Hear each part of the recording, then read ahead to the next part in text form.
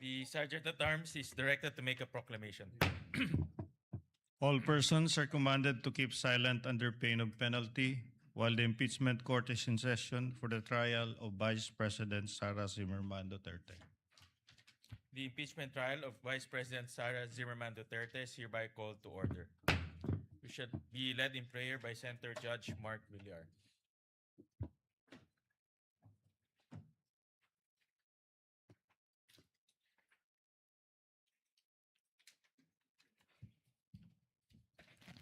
Let us put ourselves in the presence of God. Heavenly Father, we come before you today, seeking your guidance and wisdom. Align our hearts with yours and our plans with your purpose. Grant us the wisdom to discern absolute truth from partisan noise. We ask for that generous wisdom, Lord, so we can make decisions that reflect your love and justice. Clear our minds so that we can make fair and righteous rulings in this impeachment trial. May we always lean on your understanding and not our own. Provide us with the courage to rule with strict impartiality, ensuring fairness to both the accused and the people we serve. May our decisions honor the Constitution, uphold the rule of law, and preserve the integrity of our nation. Guide us in humility, compassion, and integrity as we serve, knowing that we are accountable to you above all. In Jesus' name we pray. Amen. Amen. The clerk of court will now call the roll. Roll call of members. Senator Judge Aquino. Senator Judge Cayetano Alan. Senator Judge Cayetano Pia. Senator Judge De La Rosa. Senator Judge Ejercito. Senator Judge Estrada. Senator Judge Go. Senator Judge Ontiveros. Senator Judge Lacson. Senator Judge Lapid. Senator Judge Legarda. Senator Judge Marcoleta. Senator Judge Marcos. Senator Judge Padilla. Senator Judge Pangilinan. Senator Judge Soto III.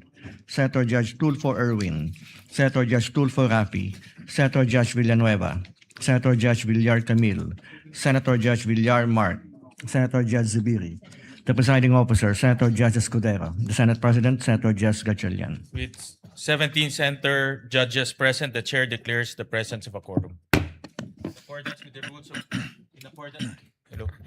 In accordance with the rules of procedure on impeachment trials, the chair now recognizes the duly elected presiding officer to preside over the proceedings of the impeachment court. Thank you, Mr. Senate President. If there are no objections, we shall dispense with the reading of the August 25, 2026 Journal of the Senate sitting as an impeachment court and shall consider the same as approved. The clerk of court will please call the case before the impeachment court. Kindly turn on the mic of the clerk of court. Case number 004-2026 in the matter of impeachment trial of Vice President Sara Duterte. Appearances of the for the parties. Same appearance for the prosecution, Your Honor. We are ready. Good morning, Honorable Chua. For the respondent. Same appearance for the respondent accused. Good morning, Your Honors. Good morning, Attorney Poa. As discussed yesterday by the presiding officer, we shall begin with a brief reply of Attorney Ligutan before the court's ruling with respect to the points raised by the lead counsel for the respondent and some other matters that pertain similarly to that topic, and then proceed with the cross-examination of Attorney Christine and the redirect and or recross, if any. Your Honor. Your Honor. Yes, Honorable Chua. I will now turn over to Attorney Ligutan for his brief reply. Attorney Ligutan is recognized Your Honor. for his hopefully brief reply. Yes, Attorney Boa. Just before we give Attorney Ligutan his time, Your Honor, just wanted to make a quick manifestation. It was just brought to our attention yesterday that after the proceedings that we had yesterday, that an interview was given wherein I think what was discussed yesterday about the word scam, etc., was repeated during an interview. Now, while it may have been stated in a matter that's sort of a matter-of-factly We do hope that this will be included in the ruling of the Honorable Presiding Officer. It At is least for included, guidance, Your actually, Honor. Attorney Poa. Thank you, Your Honor. Yes, Attorney Ligutan. Hello. It's working. Hello. You are recognized, sir. You may proceed when you're ready with respect so to much. your, shall It's I call brief. it counter manifestation? It is brief, Your Honor. Thank you, Attorney Ligutan. You may proceed. A teacher, a lawyer, a rule on cross-examination, a Facebook post. How did we get here? Last August 12, before trial was adjourned, it was a Wednesday. Out of the blue, the defense made a manifestation, or should I say, a big issue of my Facebook post earlier that morning. My post reads, a principle all lawyers and law students know by heart. Misleading questions are not allowed, even on cross-examination. Period. The defense surmised it is a reaction to that viral exchange between the opposing counsel that morning. A lawyer for the defense said, in effect, that misleading questions are allowed. We all heard it. It immediately caused an uproar on social media, especially in the legal community, where it is a well-entrenched rule that misleading questions are not allowed, even on cross-examination. It is a truism as irrefutable as the sun rising in the east and setting in the west. It is a principle all lawyers and law students should know by heart. But why post it on Facebook? Your Honors, why not? Yes, I am a lawyer. But more than just a lawyer, first and foremost, I am a teacher. Isa po akong guro. Usa ko kang maestro, and I'm proud to be one. I have been a lawyer for almost 16 years, but I have been a teacher, an educator for almost 20. At alam ng ating mga magigiting na guro sa buong kapuluan na ang pagtuturo ay likas sa ating mga guro. Ang pagtuturo, ang pagtatama ng mali, ay walang pinipiling lugar at walang pinipiling panahon. That's why I made that post. I was concerned that the statement made in open court that misleading questions are allowed will go unchecked. My teacher's instinct kicked in. I wanted the students I left in Cebu, especially in the University of San Jose Recoleto School of Law, where I have been teaching for the past 15 years, and recently in the University of Cebu School of Law, and in Diliman, my alma mater, the University of the Philippines College of Law, and all law students out there. I want them to know that a teacher had heard that wrong statement in open court, and he is correcting that mistake on Facebook, as I have been doing the past years. To the defense, I shall not name names. I will not put you on the spot. But the post is not about you. It's not personal. It is about the law that we all adhere to. It is about what we teach the public who are watching our trial.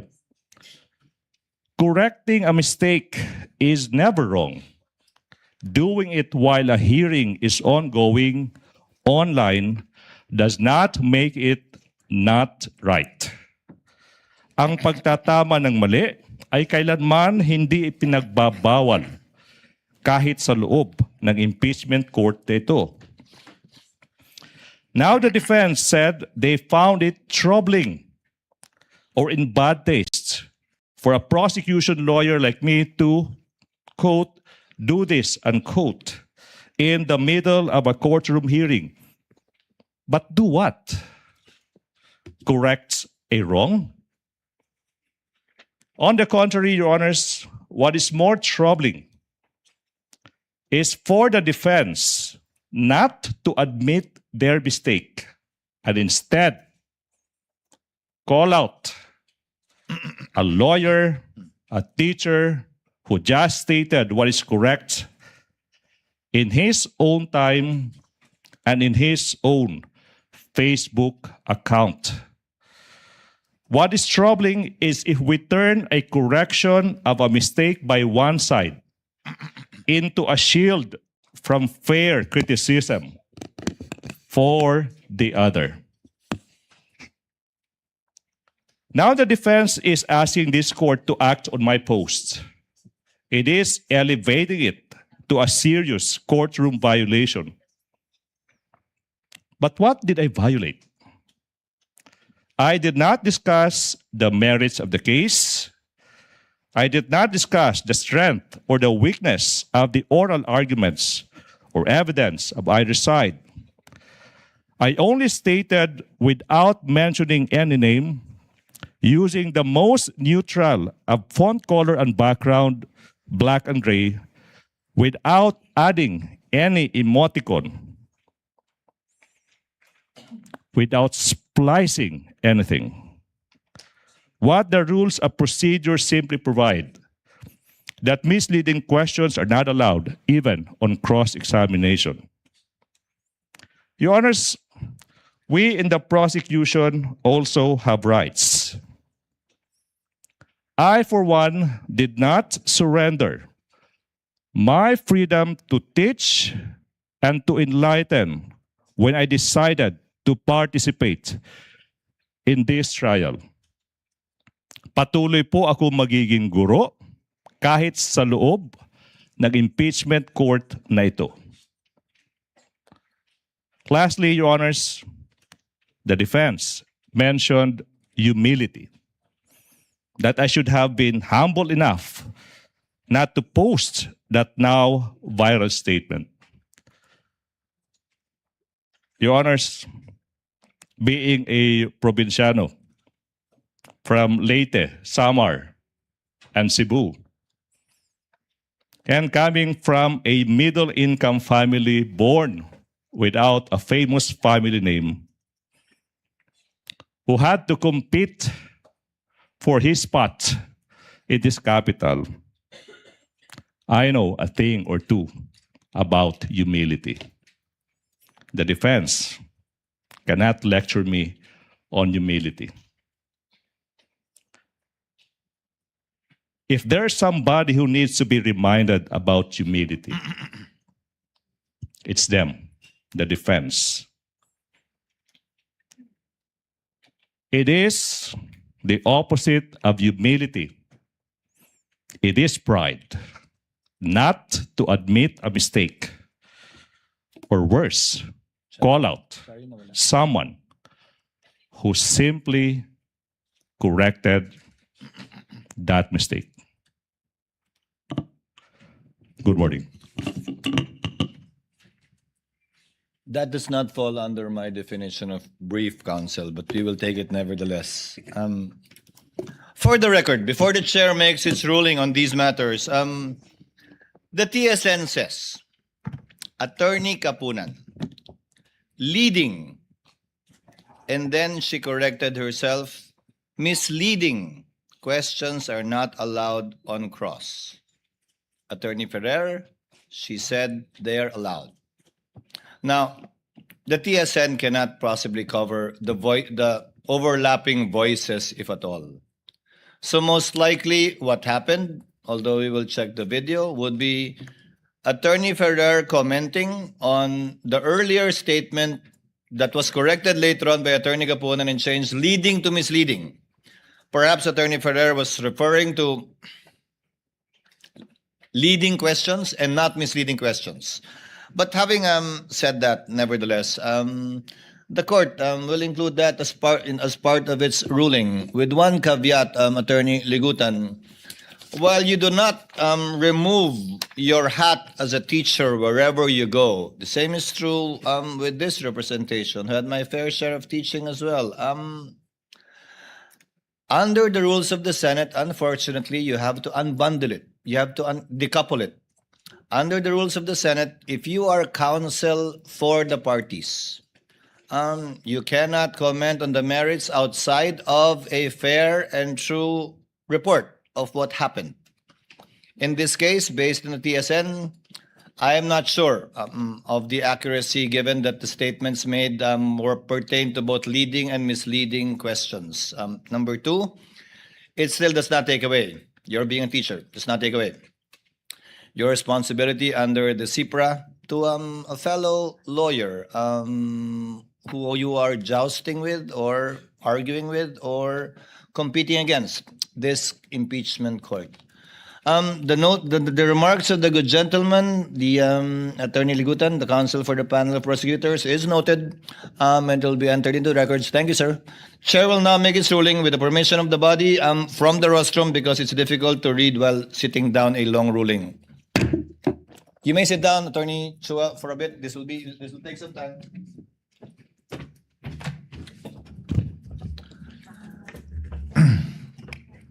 With the permission of the Senator Judges. The Chair wishes to address certain matters as it is necessary to protect the integrity of this trial. It has come to the Chair's attention over time that public statements attributed to persons covered by the rules on impeachment, whether made in interviews or in social media, appear to concern the evidence, the credibility of witnesses, and issues pending before this court, which may fall within the prohibition under Rule 18 of this court. Although the immediate matter arose from statements and conduct involving respective counsel last August 12, it raises broader concerns affecting the impartiality, decorum, and integrity of the impeachment court. Before imposing or enforcing standards of restraint upon the parties and their own counsel, the court must first look inward and put its own house in order. The Chair shall therefore resolve these matters in three parts. First, the duties of impartiality and decorum incumbent upon senator judges. Second, the scope, coverage, and prospective enforcement of Rule 18. Third, the specific guidelines governing compliance with Rule 18. First, senator judges' impartiality, decorum, and the internal remedy. The Chair begins where institutional discipline must always begin, with the court itself. The restraint, impartiality, and decorum demanded of the parties and their counsel must first be exemplified by those who sit in judgment. As senator judges, let us keep in mind our oath, quote, to do impartial justice according to the Constitution and the laws of the Philippines, close quotations. And the requirement under Rule 3 of the Rules of Impeachment to observe political neutrality, therein defined as, quote, the exercise of a public's official duty without unfair discrimination and regardless of party affiliation or preference. The Chair likewise cites the relevant provisions of the 2025 Code of Judicial Conduct and Accountability, or CIPRA, on impartiality and the sub judice rule. Canon 3, Section 10 provides, quote, during the pendency of a case, a judge shall not knowingly make any comment in and out of court that could reasonably be expected or perceived to affect its outcome, impair the fairness of the process, or diminish the public's confidence in the court's impartiality. Canon 4, Section 24 provides, quote, a judge shall not engage or use any form of expression which tends to violate or has the effect of violating the sub judice principle, provoke or inflame divisive and contentious issues of public concern, or project an image not compatible with the dignity of their position. Taken as a whole, these principles remind us of our duty to preserve the impartiality of this court and the fairness of these proceedings. As the court said in People versus Court of Appeals, GR number 118882, this court has repeatedly and consistently demanded, quote, the cold neutrality of an impartial judge as the indispensable imperative of due process. Judicial proceedings are not orchestrated plays in which the parties are supposed to make motions and reach the denouncement according to a prepared script. There is no writer to foreordain the ending. Close quotation. Also in Berso versus Rabe, AM number RT 21010, a judge must not only be impartial, but must also appear to be impartial, as an added assurance to the parties that his decision will be just. Litigants are entitled to no less than that.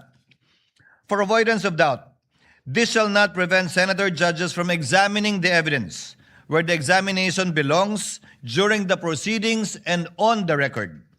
The Supreme Court in People versus Gambor, GR 15-2183, said, the trial judge is accorded a reasonable leeway in putting such questions to witnesses as may be essential to elicit relevant facts, to make the record speak the truth. A judge may examine or cross-examine a witness.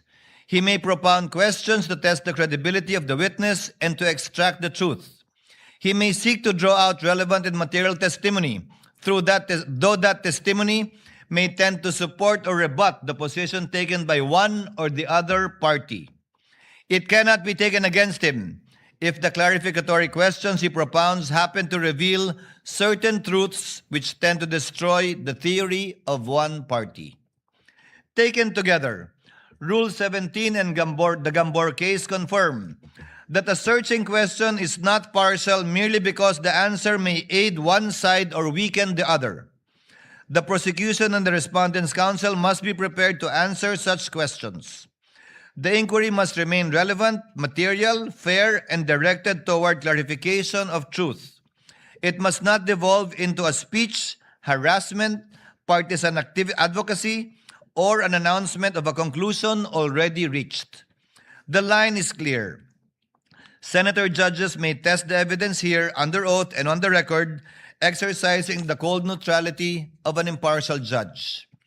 When constituted as an impeachment court, the Senate does not cast aside the discipline of parliamentary practice, except where the specific rules on impeachment or the adjudicative nature of these proceedings require otherwise. The rules of the Senate establish parliamentary precedents and courtesies of the chamber continue to bind every member sitting as senator judge under Rule 34, Sections 93 and 94 of the Rules of the Senate. Deem acts or language that offend a senator or any public institution or third party to be unparliamentary and prohibit the use of offensive and improper language against another senator or public institution or third party.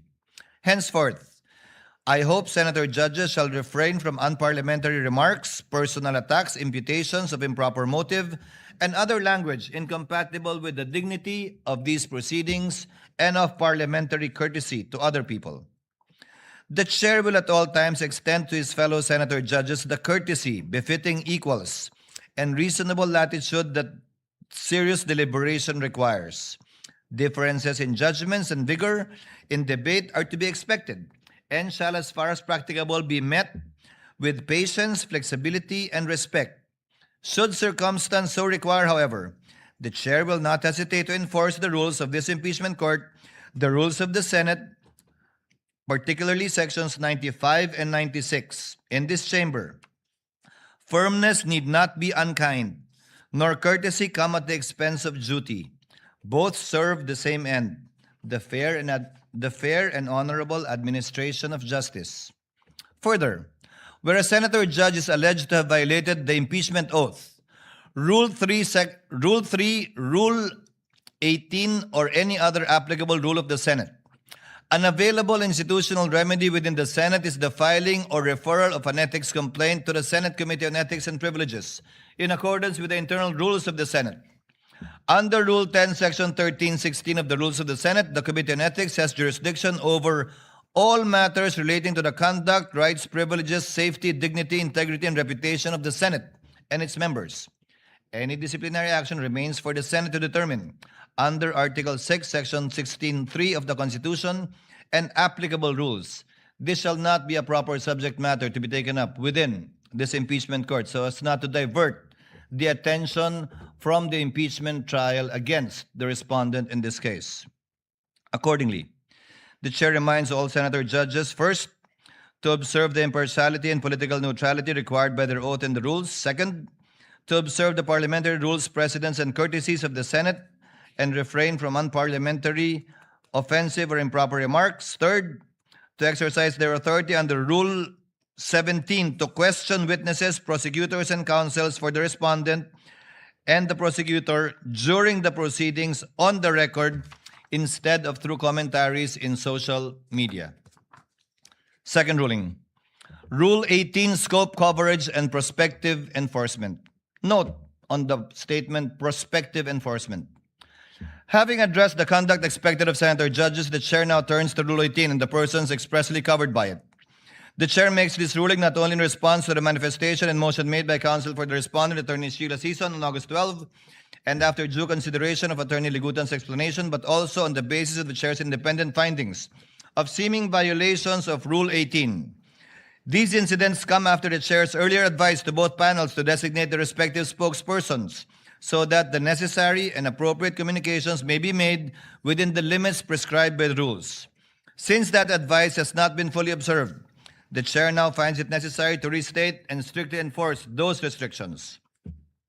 Article 18 of the Rules on Impeachment provides, the presiding officer, the members of the Senate, shall refrain from making any comments and disclosures in public pertaining to the merits of a pending impeachment trial. The same shall likewise apply to the prosecutors, the person impeached, and their respective counsel and witnesses. This rule exists to balance the public's right to information on matters of public concern with the need to protect the integrity of the proceedings from public prejudgment. The rules of court apply only suppletorily to these proceedings. When the rules on impeachment expressly and specifically govern a matter, they control. Since Rule 18 directly governs public comments and disclosures pertaining to the merits of the pending impeachment trial, it is for this court, in the exercise of its authority and sound discretion, to determine whether a particular statement violates that rule. Henceforth, with respect to prior statements or conduct covered by Rule 18, the court shall extend grace, exercise liberality, and wipe the slate clean, tabula rasa, so to speak. From this point forward, however, Rule 18 shall be strictly enforced and be given full force and effect. Accordingly, the chair hereby strictly enjoins all persons covered by Rule 18. You know who you are, and based on the records, we know who you are. From making public statements or otherwise discussing, sharing, or endorsing comments pertaining to the merits of this pending impeachment trial, and from engaging in trial by publicity, as they directly threaten the independence of the court, degrade the dignity of the tribunal, and risk turning it into a circus, and weaponize the media to substitute public outrage or actual evidence. We are in receipt of the appearances of the parties. So, ang covered po ng Rule 18 would be all those who appeared, both from the panel of prosecutors and the counsel for the panel of prosecutors. Chair earlier reminded the parties, designate a specific spokesperson. Wala pong problema kung hindi naman siya kasama sa panel. Walang problema kung hindi siya kasama sa counsel for the panel of prosecutors.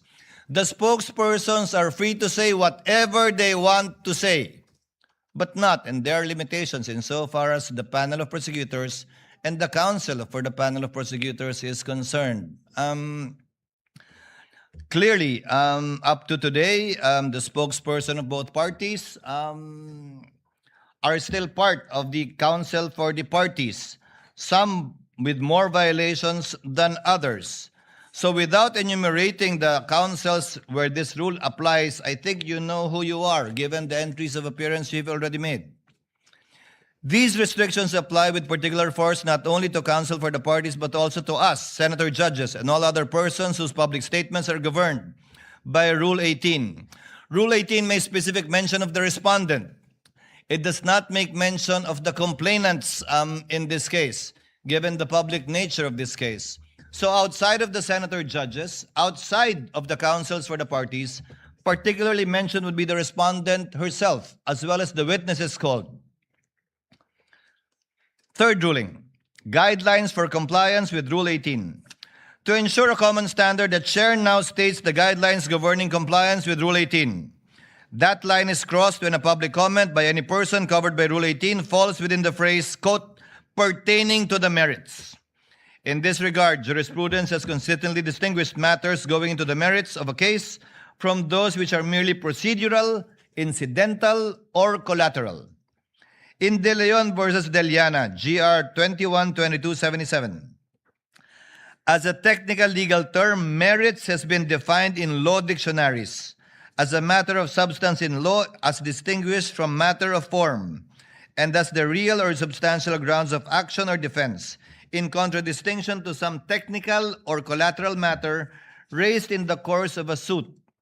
In Badoy versus Magdoza Malagar, AM number 220916 SC, comments on the merits of the case may refer to the credibility of witnesses, the character of the accused, the soundness of alibis offered, the relevance of the evidence presented, and generally any other comment bearing on the guilt or innocence of the accused.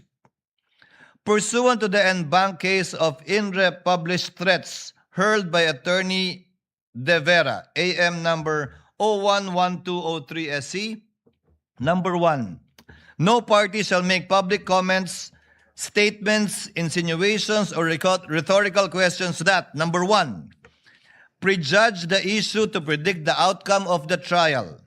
Number 2, question pending rulings. Number 3, substitute media pressure for evidence. Number 4, promote distrust and undermine public confidence in the court by creating the impression that the court cannot be trusted to resolve the case impartially and violate the right of the parties to have their case tried fairly by an independent tribunal uninfluenced by public clamor and other extraneous influences. For purposes of this trial, a statement pertains to the merits when viewed in the full context. It evaluates a disputed fact, the credibility of a witness, the relevance or probative value, weight, or sufficiency of a particular evidence, assessment as to the legal viability of an article of impeachment, or a substantive defense advocates a particular disposition of the charges or announces or forecasts the ultimate vote. Conversely, this court recognizes the qualified privilege of a fair and true report regarding these proceedings as affirmed in the Supreme Court in ABS-CBN versus Ampatuan GR number 227004. Based on the jurisprudential standard derived from Article 35 of the Revised Penal Code, a fair and true report means a neutral, objective, and accurate recounting of the proceedings made in good faith without any comments or remarks. For the guidance of all the parties concerned, the Chair now issues the procedural guidelines for violations of Rule 18. The Impeachment Court will exercise its powers summarily under Rule 5, adhering strictly to the due process parameters set by the Supreme Court. First, a 24-hour show cause order. No oral accusation or press pronouncement shall precede the formal charge. Any party cited for a particular violation will be issued a written show cause order, either motu proprio or upon motion by either party, and will be given exactly 24 hours to submit a verified written answer. Pursuant to the Supreme Court's en banc doctrine in Zaldivar versus Sandigan Bayan, GR number 79690-707, due process in disciplinary proceedings against lawyers and parties does not require a trial-type formal hearing. The presiding officer will rule summarily based solely on the submitted pleadings upon the lapse of the 24-hour period, subject to appeal or reconsideration by any member of the court. Now, the burden of proof. Pursuant to Stratcom Corp. versus Etong, GR number 190980, and Webb versus Gatula, GR number 194469, any punitive sanction requires this court to find that, quote, a person's act must be done willfully or for an illegitimate or improper purpose. Thus, the good faith or lack thereof of the person being cited in contempt should be considered. Hence, the contemnor is presumed innocent rather, and the burden of proving that the contemnor is guilty of contempt lies with the movant. For violations of Rule 18, the court shall follow a two-strike rule. Violations will be met with a strict graduated penalty system. First offense, public reprimand and admonition. The penalty is a severe reprimand and stern admonition in open court, placed permanently on the record as a final warning. Second offense, a monetary fine. The penalty, pursuant to the prescribed ceiling under Rule 71, Section 7 of the court will impose a maximum statutory fine of 30,000 per violation, pesos that is. Furthermore, exercising the court's inherent case management powers under Rule 4, 5, 6, and 8 to preserve the orderly proceedings, the offending lawyer or party may also be subjected to a defined prospective restriction on speaking, objecting, or examining witnesses on the floor. Each subsequent violation of Rule 18 shall be punished the same way as a second offense, third, fourth, so on, with a fine of 30,000 pesos. In all cases wherein a member of the bar is concerned, independently, pursuant to the case of Inre Almacen, the certified incident record will be transmitted and formal referral will be made to the office of the bar confidant, the Integrated Bar of the Philippines, and or the Supreme Court for possible disciplinary sanction regarding the person's license to practice. The court also reminds respective counsels of the parties that CIPRA Canon 2, Section 19 prohibits lawyers to comment or publicize opinion pertaining to a pending proceeding in a manner that may cause prejudgment, sway public perception, influence the tribunal, or create a widespread perception of guilt or innocence. CIPRA likewise requires professional responsibility on the use of social media and prohibits the dissemination of false or unverified claims or disinformation. Rule 18 does not, by its terms, cover outside observers or spokespersons who are not counsels of record. Such persons, however, remain subject, when applicable, to the rules on indirect contempt, and if they are members of the bar, to the CIPRA. Counsel of record must litigate their respective causes before the court, not in the court of public opinion, through interviews, social media posts, or publicly generated, authorized, encouraged, or disseminated through surrogates. Counsel cannot have their cake and eat it too. They cannot invoke the authority of this court while simultaneously seeking to influence the proceedings through extrajudicial publicity. In fact, the chair has in its hands certain statements to cite as examples, without naming names, but you know who you are, who mentioned these quotes. Quote, hindi naman pinag-uusapan dito yung kontrata, pinag-uusapan dito yung banta. Yung banta, nakita nyo sa video, may nagbanta talaga at si Vice President yon, hindi ba? If this was stated by a spokesperson or any third-party observer, it would not have been a problem. But this was stated by a counsel of record. Actually, more specifically, one of the counsels for the private prosecutors. Quote, the country witnessed what I have been saying all along. The complaint is not supported by evidence. An impeachment proceeding should be grounded on credible evidence, not speculation, manufactured narratives, or unsupported allegations. The rule of law depends on facts, not fiction. Quote, meron ba talagang kinausap na mamamatay tao? Meron ba talagang mamamatay tao? Napakaliwanag na ho sa sagot dyan. Meron. Ano ho ang prueba natin? Yung tinatawag na admission against interest ng Vice President. Again, to reiterate, if this was stated by any other party or person, not a member of the panel of prosecutors, not counsel for prosecutors, not the counsel for respondents, it would have been perfectly okay. But since this was stated by one of those covered by Rule 18, it is covered by Rule 18. Quote, since na-establish na namin yung hinahanap namin doon sa talagang testigo lamang, tatlong testigo lamang, finorgo na namin yung ibang mga testigo, na-establish na namin ang gusto namin i-establish sa Article 4. Quote, itong mga bank records don't lie. Hindi na ho ito pwedeng maspin. Yan at sabihin gawa-gawa lang ng prosecution ng gobyerno. itong mga usapin na unexplained wealth ng Vice President. Quote, "It is clear that the Vice President had a direct hand on this. She signed off to it. No, not just the use, but the way it was liquidated." Quote, "Yun pong binabanggit ni Attorney Capona na scam. Yun pa rin ho yun. Pagtingin ho namin na inilantad ngayong araw po na ito, yung pagiging scam, iskandalo nitong confidential fund misuse." Quote, "Malinaw din na sinasabi niya na hindi kailangan sabihin pa na ginamit ito para sa personal na paggamit ng Vice President, itong confidential funds na ito. Dahil sabi nga niya, nakalagay na yan doon sa joint circular." Quote, "Siguro naman, it's plain for everybody to see yung conclusion, no? Yung conclusion na tama ba yung pinagamitan ng confidential fund? Hanggang kailan ba yung pagpipikit mata natin sa isang bagay na napakaklaro naman?" Quote, "To be fair, let's wait for their defense if they have any or their evidence. But so far as we are concerned, our position, you violated the public trust. Fraudulent liquidation, so you have violated the law. You already betrayed the people's trust."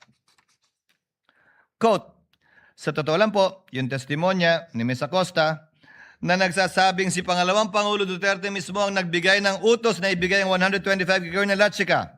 Sapat na ho yun doon sa pagpapakita ng maling paggamit ng confidential fund." Quote, "To us, it's a scam that was masterminded by the Vice President." Again, these are statements that may be said by any third party, but certainly not by any of the counsel for the parties. I would like to give credit where credit is due as well. There are some counsel for the parties who have been very circumspect with their statements. And you also know who you are. After hearing these examples, no person covered by Rule 18 may reasonably claim uncertainty as to where the line is drawn. The statements read into the record are illustrative, not exhaustive. They are cited not to punish past conduct, but to give clear and fair warning of the standard that shall govern henceforth. As the Chair stated in my opening statement, the discretion entrusted to this court will be exercised with a steady hand, liberal where justice permits, but exacting where fairness, due process, and the integrity of these proceedings demand. Consistent with that commitment, the court will strictly enforce the restraint required of counsel outside the courtroom, while ensuring that within the courtroom, counsel are afforded reasonable latitude to present their arguments, challenge rulings through proper channels, and advocate their respective causes fully and fairly. This discretion does not require counsel to remain silent within the impeachment court. The Supreme Court ruled in ABS-CBN Corporation v. Ampatuan, as earlier cited, that the court recognizes that lawyers may criticize the courts and their decisions, subject to the responsibilities they bear as officers of the court. Such criticism, however, must be legitimate, made in good faith, and directed toward the proper administration of justice. Rule 18 closes the avenue of litigating the merits through interviews, social media, and the court of public opinion. It does not close the courtroom to legitimate advocacy. If counsel believes that the ruling is erroneous, that a proceeding has become unfair, or that conduct affecting the trial requires correction, the proper course is to bring the matter before the court where it may be heard, answered, and resolved on the record. Rule 18 demands restraint beyond these walls. It does not command silence within them. This court will not close the door to trial by publicity. Rather, this court will close the door to trial by publicity, but it will keep the courtroom open to the disciplined advocacy where evidence is tested, error is corrected, and justice is done. Within these chambers, counsel shall be afforded reasonable latitude to present their theory of the case and vigorously test the evidence. Emotions may run high and frustrations may arise in the course of adversarial proceedings, but neither excuses a departure from the restraint and decorum expected of officers of the court. The case of Navarrete versus Court of Appeals, GR number 124245, mirrors the exact situation that has transpired before the court. Quote, "With respect to the words swindlers, plunderers, stupid, and bastards, uttered by private respondent in the course of her testimony. We are inclined to disagree that such language is too ignominious and degrading for a lawyer to say to a fellow lawyer in the courtroom.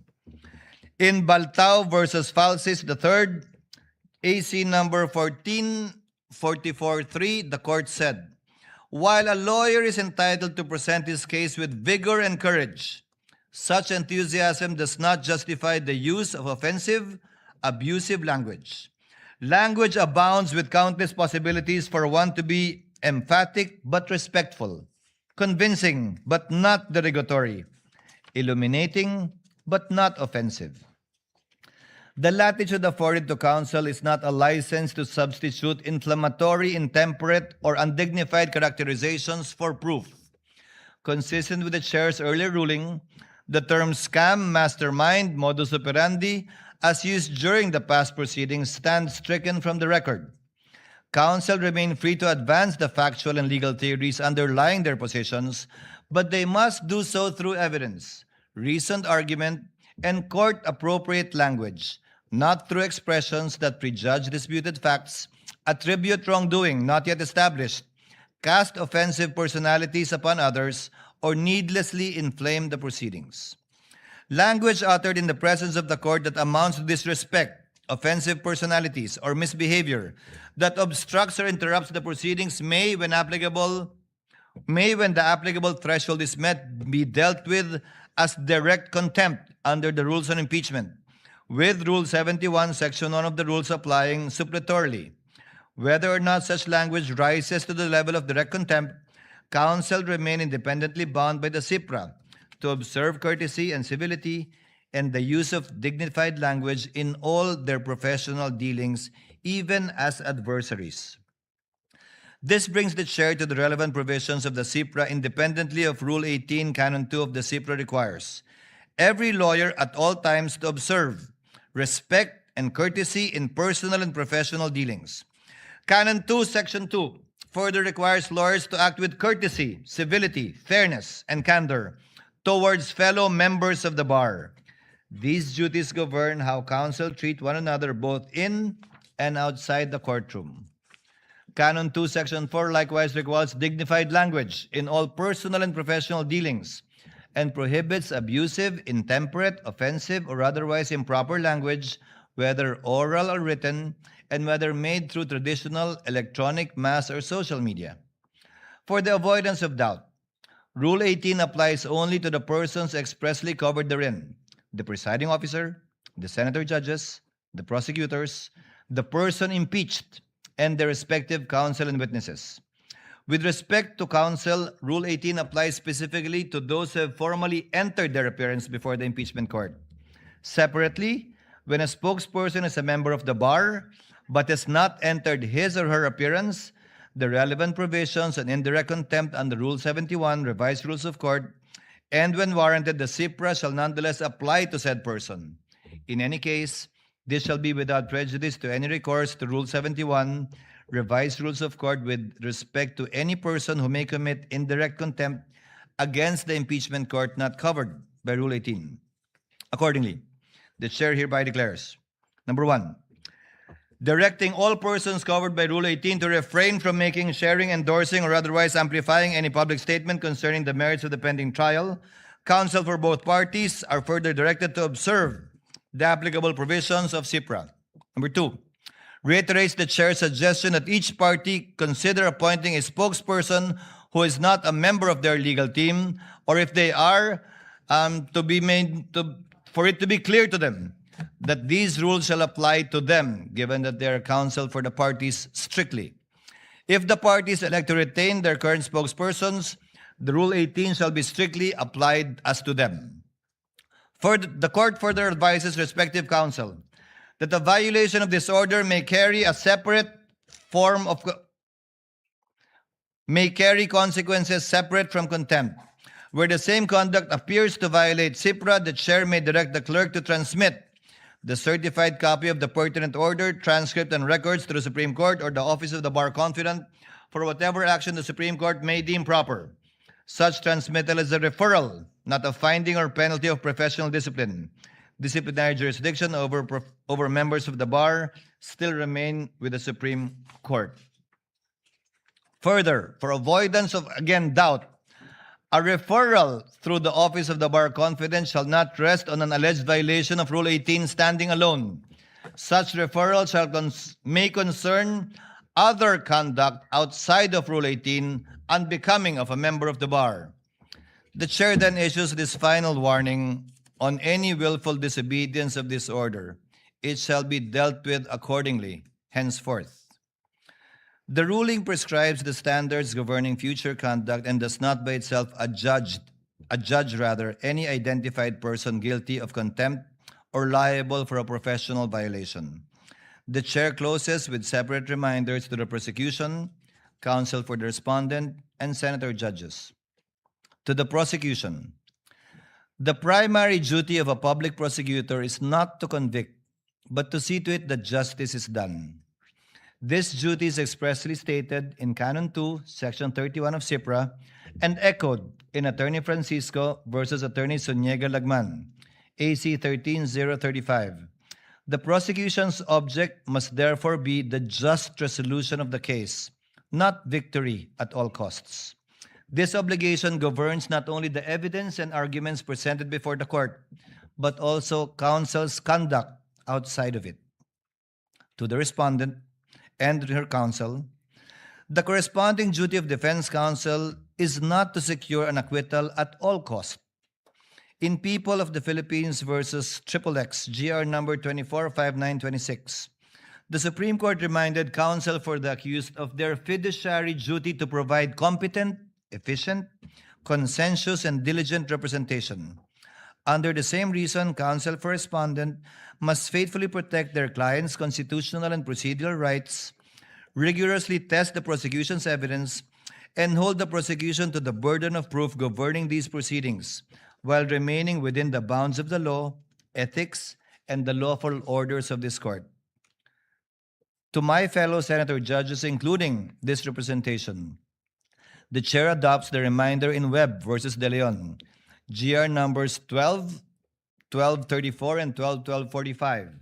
Quote, more than convicting the guilty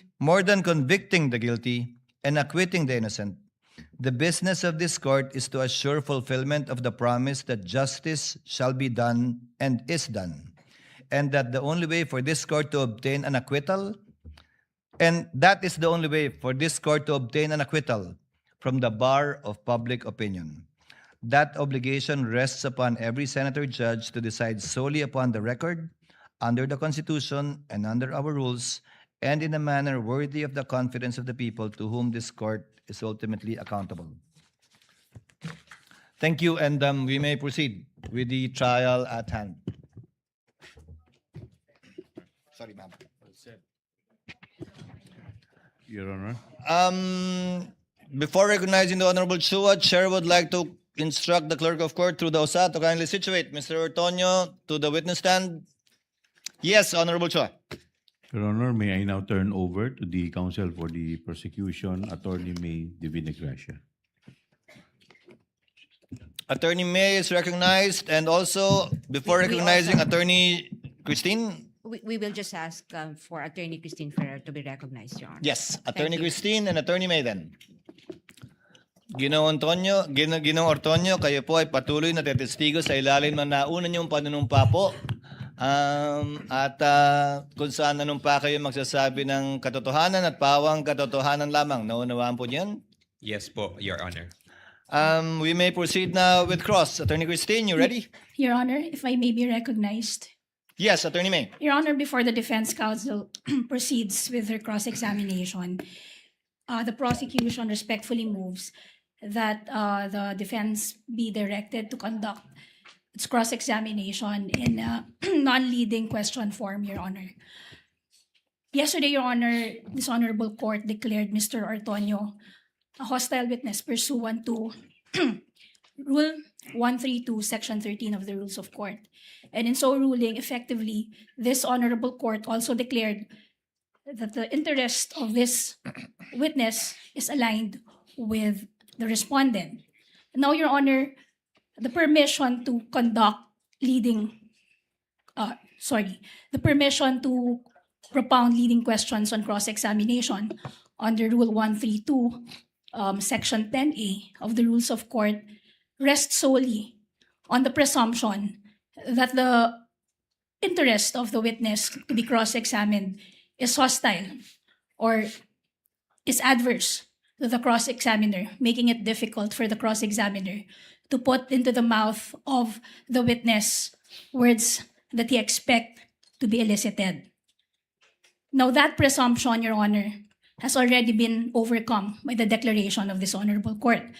So what we expect, Your Honor, is merely cross-examination in form but not in substance. Because in substance, Your Honor, the cross-examination would effectively be like the respondent herself cross-examining, the respondent cross-examining or direct examining, conducting a direct examination of her very own Assistant Chief of Staff. Last Monday, Your Honor, we witnessed how the defense, under the guise of cross-examination, supplying testimonies to the witness, Ms. Gina Acosta, and merely expecting her to supply yes to each and every question, Your Honor. And that is the very evil sought to be prevented by the rule against leading questions on direct examination. Your Honor, I understand before I'm lectured on the contents of the rules of court, I'm very much aware of what the rules of court provide. But I'm also very much aware, Your Honor, that under the rules of this honorable court, the rules of court is merely suppletory in application. And in fact, the presiding officer is granted leeway to rule on every matter of evidence. Comment, Attorney Christine. Yes, Your Honor. Rule 132 of the Rules of Court does not convert a hostile witness into as our own witness, Your Honor. So, therefore, we are not obliged to ask direct examination questions, Your Honor. Thank you. If I may, Your Honor. Short reply, and in so replying, Attorney May, kindly cite a legal basis outside of the rules of court, since you said it's not in the rules of court. Your Honor, I'm citing the very own rules of this honorable court, saying that the rules of court is merely suppletory in application, and at the end of the day, it will be the presiding officer who will be deciding on matters of evidence. And early in the proceedings, Your Honor, if I remember correctly, two senator judges encouraged this honorable court to look beyond the wordings of the law and consider the intent for its application. That it, Attorney May? Yes, Your Honor. Chair will make a ruling. Rules of court, although it has merely supplementary application to these rules, nevertheless do apply. And the rules of court state specifically that leading questions may be asked on cross-examination without any exception nor any limitation. And as held in the Bolos case, there is no need to interpret the rules in case where there is no doubt, and the rule is quite specifically clear. Number two, we already have a precedent, at least with respect to the previous witness declared as a hostile witness in the person of Gina Acosta, where the court allowed counsel for the respondent to ask leading questions. You shall be accorded the same privilege, Attorney May, on the part of the prosecution, should the respondent rather present a hostile witness during the presentation of their evidence in chief. The court shall apply the rule equally. So ordered. Thank you, Your Honor. You may proceed, Attorney Attorney Christine. Yes, Your Honor. When you're ready. Yes, Your Honor. Before I start with my cross-examination, just to put the record straight, Your Honor, when I said they are allowed, I was referring to leading questions, Your Honor, because the journal dated August 12, 2019 would show that I was indeed asking a leading question before Attorney Kapunan objected, Your Honor. So if we take a look at it, with all due respect, the objection was even improper at that time, Your Honor. So, but I want that issue to be closed. That was similarly pointed out by the presiding officer, counsel. Thank you, Your Honor. Sorry, Your Honor. Before I proceed, may my colleague be recognized, Your Honor? Attorney Of Kapunan. course, Attorney Lorna. Your Honor, please, first of all, I'd like to commend the presiding justice. Very clear. The ruling on sub judice is very clear, and we will take it with strict compliance, Your Honor. Thank you, Counsel. I'd like to manifest, though, that, again, the statement of counsel is misleading because it was very clear. It was very clear, and the transcripts will show that the immediate phrase which led to my remark was not about leading, it was about misleading, Your Honor. If I heard it, if the whole legal profession heard it, if this courtroom heard it, if the outside audience heard it, then it must be, it is what it is. She had said misleading is allowed, and I responded to that, and I'd like that to be on record, Your Honor. Let us not mislead again this honorable court. Thank you. Your Honor, Without the chair already made a ruling earlier regarding this matter brought about by the lead counsel. In lieu of that, the chair will simply furnish the parties with a copy of the TSN, wherein, I will quote again for the record, for the last time, and then we proceed with cross. It's already 11. Attorney Kapunan, leading, misleading questions are not allowed on cross. Attorney Ferrer, they are allowed. This is what the transcript says, and it has no reference to Attorney Ferrer stating specifically that misleading questions are allowed. And perhaps the confusion arose with respect to the TSN, again, not being able to capture the perhaps overlapping statements made by both counsels, and we should leave it at that already, counsels, and move on. thank you, Your Honor. So, when you're ready, no more manifestations, Attorney Christine. None, Your Honor. We will Proceed just, to cross. Yes, proceed to cross. Attorney May, you shall be the counsel for the prosecution. Yes, Your Honor. Okay, you may proceed, ma'am, when you're ready. Good morning, Mr. Ortonio. Good morning, Ma'am Buntag. Earlier, you said or you confirmed that no PFP or the no PFP was attached to the August 2022 letter request of the OVP to the DBM. Do you remember that? Yes, ma'am. That's correct, ma'am. Okay. And the reason for this was because at that time, it is not being required by the joint circular to attach the PFP to that letter. Based on my understanding, ma'am, attaching the PFP is not required to the letter request, ma'am. Thank you. Nonetheless, when the DBM asked for documents in response to that request, you complied and submitted documents, correct? Yes, that's correct, ma'am. And you submitted those documents through your letter dated September 9, 2022. Yes, through our transmittal letter to the DBM. Thank you. And the DBM, in fact, accepted your subsequent transmittal. Yes, that's correct, ma'am. And the DBM did not say that those documents which you transmitted on September 9, 2022 were not compliant with the joint circular or with the law. We did not receive any comment, ma'am, regarding the submitted PFP. And the DBM, in fact, did not reject your submission. No, ma'am, we did not receive any comment from the DBM. And you will confirm also that the DBM even recommended the approval of your request to the Office of the President after your submission of those documents, correct? Yes, ma'am, that's correct, ma'am. And your request for additional budget was actually approved by the Office of the President. That's correct, ma'am. And in the process of approving your request for additional budget, no issue whatsoever was raised by either the DBM or the Office of the President regarding the documents that you submitted. We did not receive any comment regarding the submissions that we've made. Thank you.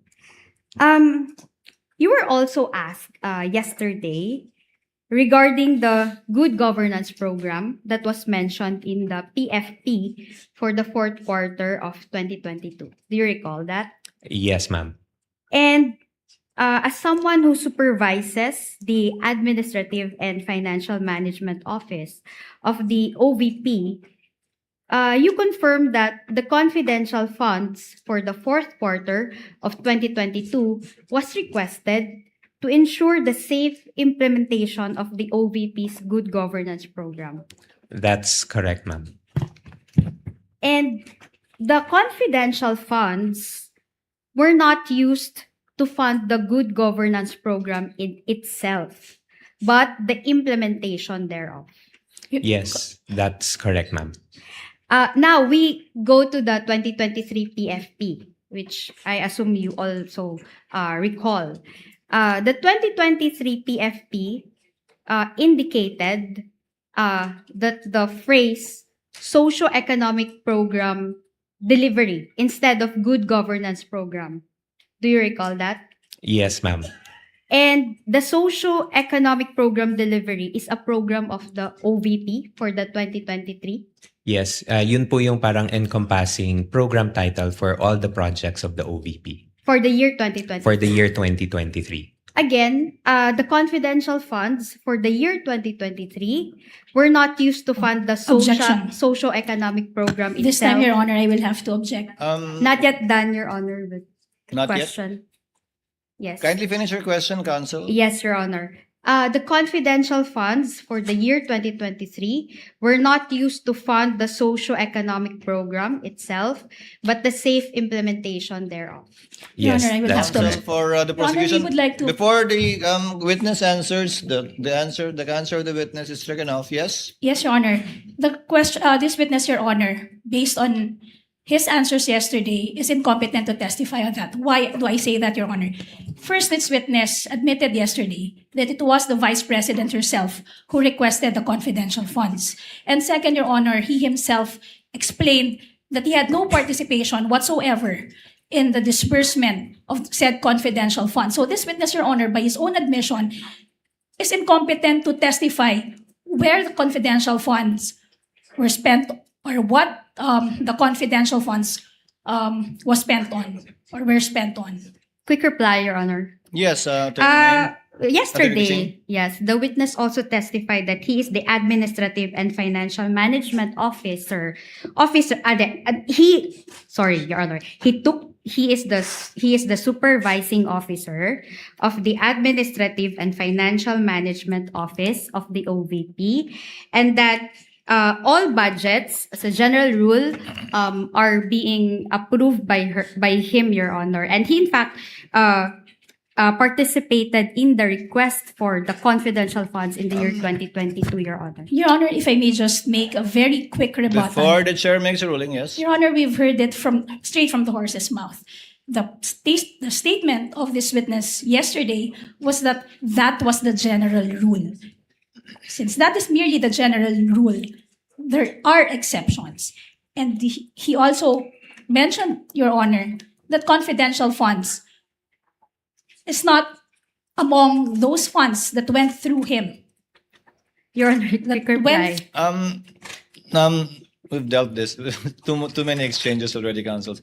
If the witness knows, he may respond. And as you very well know, Attorney May, sometimes a hostile witness may give a different answer on cross, which is a proper subject matter for redirect, if ever, when your time comes. Witness may answer, yes, Mr. Antonio, you may respond to the question. Thank you, Your Honor. The way I understand the question is that the confidential funds was not used for any of the regular programs of the OVP under the socio-economic delivery programs for the 2023. So with that, sir, I can say yes, the confidential funds were not used for the purpose of the implementation of the socio-economic programs of the OVP in itself. And you know that information by virtue of your position, not only as the Assistant Chief of Staff, but also as the Administrative but also as the Supervising Officer of the Administrative and Financial Management Office of the OVP. Yes, ma'am, that's correct, ma'am. Thank you. The socio-economic program can be found in the 2023 General Appropriations Act. Yes, You ma'am. confirm that? Yes, ma'am. That's correct, ma'am. Okay, and it's a line item, in fact, under the 2023 GAA. Yes, correct, ma'am. As the Assistant Chief of Staff of the OVP, were you made aware of the reason why the Good Governance Program was changed to Socio-Economic Program Delivery in the 2023 PFP, if you know? Based on my recollection, ma'am, there was a change in the term in the program title from good governance to socio-economic program in 2023 so that it encompasses parang mako-cover nung title ng program yung all of the projects of the OVP because because all the programs of the OVP addresses yung socio-economic concerns that the office would want to address. Thank you. Let's go to the AOMs and the notice of suspension. You testified that as the Assistant Chief of Staff, you drafted and signed the replies to the AOMs received by the Office of the Vice President for the fourth quarter of 2022, as well as the first to third quarters of 2023. Do you confirm that? Yes, that's correct, ma'am. And you also signed the OVP's response and supplemental response to the notice of suspension dated December 13, 2023, relative to the fourth quarter relative to the confidential funds for the fourth quarter of 2022. Do you confirm Yes, that? that's correct, ma'am. I'm one of the signatories. And because of that, you have studied all of the AOMs as well as the notice of suspension. Yes, that's correct, ma'am. The AOMs sought clarification on the liquidation documents of the OVP, correct? Yes. The AOMs and the notice of suspension did not contain the phrase, if you recall, did not contain the phrase misuse of funds, if you can recall. Based on my recollection, ma'am, I cannot recall. Your Honor, original documents rule, Your Honor. Your Honor, and Well, I know the, Your Honor, I know the, Counsels, we can move on because before your objection, witness already said that he cannot recall. So move on, Attorney Christine. thank you, Your Honor. Okay, and in those AOMs, can you recall if there was any finding of misuse of funds? Already asked and answered, Your Honor. I'm asking about findings, Your Honor. Witness may answer. She's asking about findings, counsel. Based on my understanding, ma'am, no misuse, ma'am, although there were certain clarifications that were made. Thank you. And the notice of suspension also does not contain any finding or findings on the misuse of funds. None that I can recall, just some clarifications, ma'am. Thank you. And the AOMs and the notice of suspension were not final findings of the COA-ICFAO when it comes to the confidential funds of the OVP. Do you confirm that? Yes, ma'am. That's my understanding, ma'am, na once we receive the AOMs, we are given the opportunity to send our comments. Thank you. In fact, if you know, there is a pending motion for reconsideration before the Commission proper relative to the notice of disallowance covering the confidential funds for the fourth quarter of 2022, if you know. Objection, Your Honor. Before That you was- answer, Attorney May.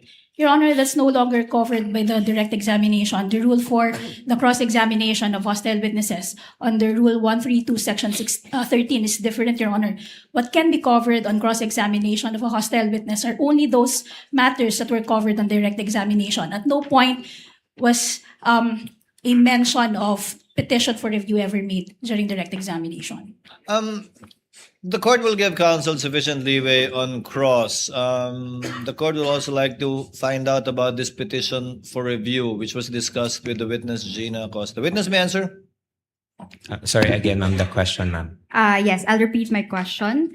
If you know, there is a pending AR on the note, there is a pending motion for reconsideration of the notice of disallowance covering the confidential funds for the fourth quarter of 2022.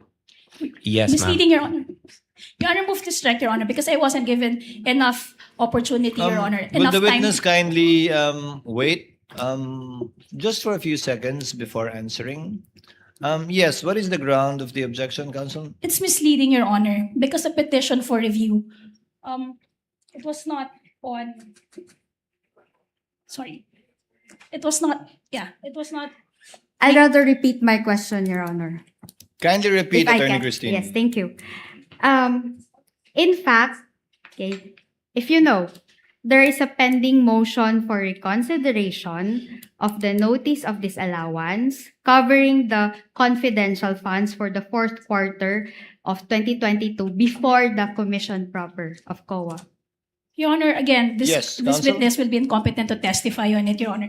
The participation of this witness in the filing of the petition for review has not yet been established.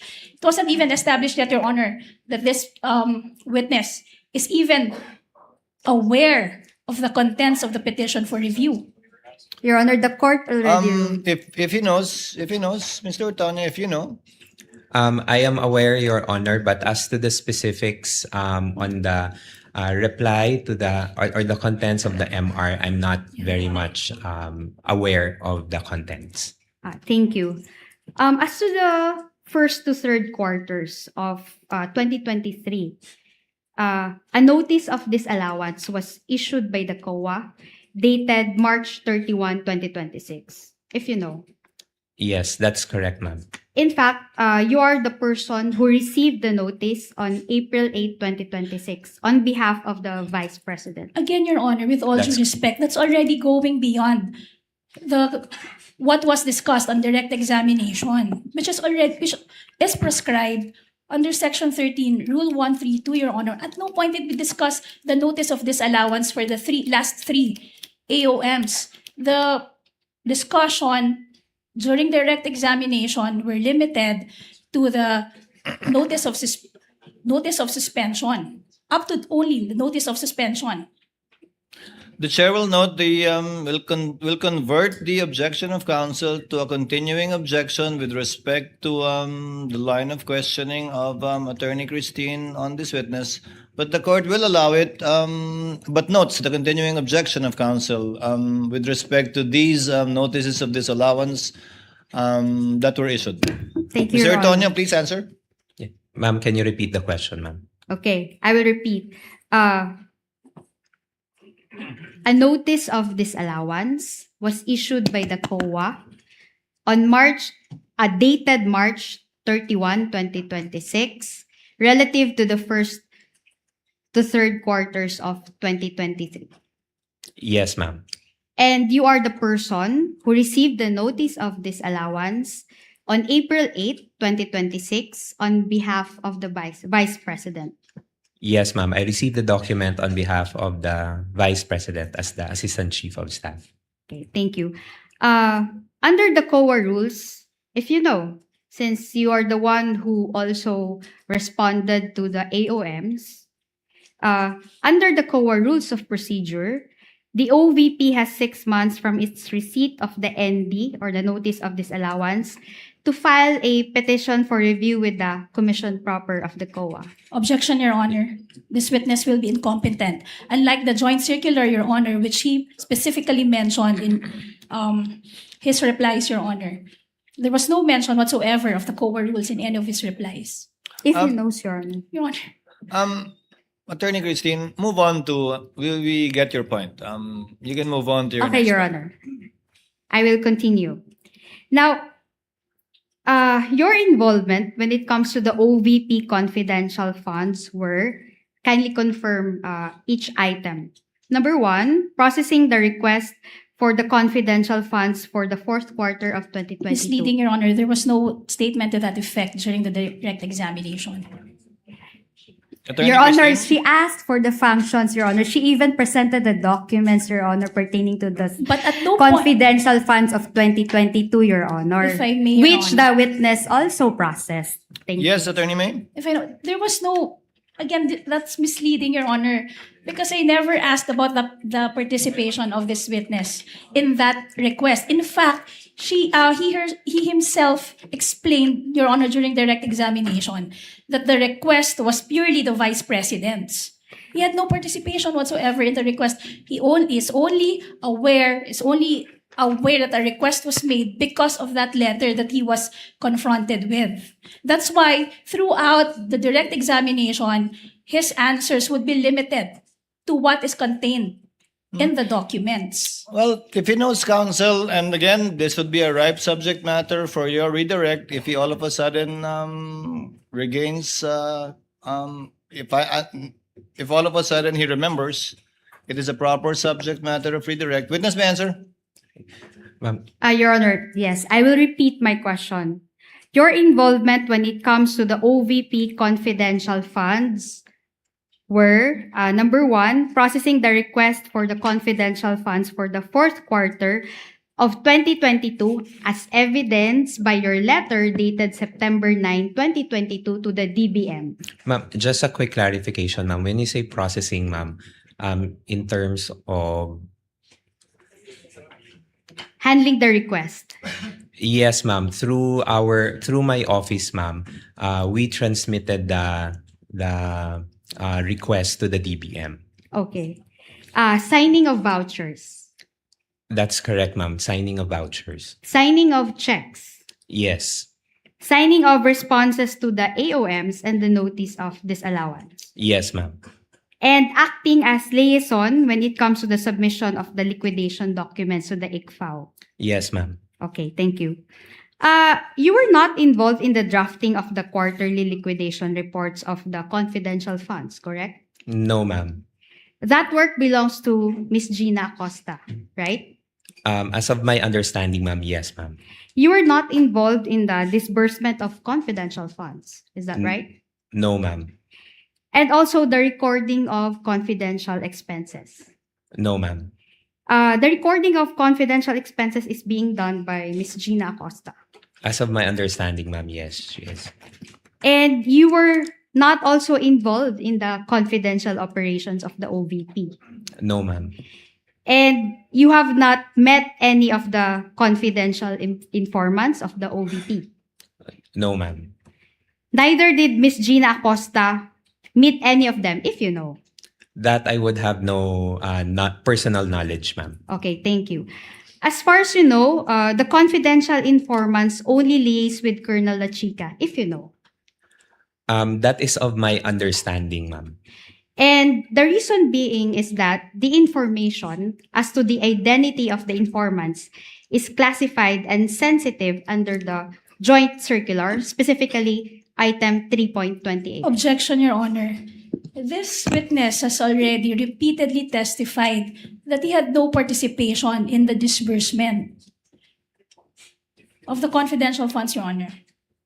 And yet, defense counsel, with all due respect to her, keeps on propounding questions related to the disbursement. And this answer, counsel, will always be in the negative because he has been consistent in regard to not having any participation with the disbursement. I think that has been established, Attorney Christine, that he has no participation in the disbursement. Actually, Your Honor, my question was not about the disbursement, Your Honor. If I can repeat it, Your Kindly Honor. repeat the question, Yes, thank Attorney you. Christine.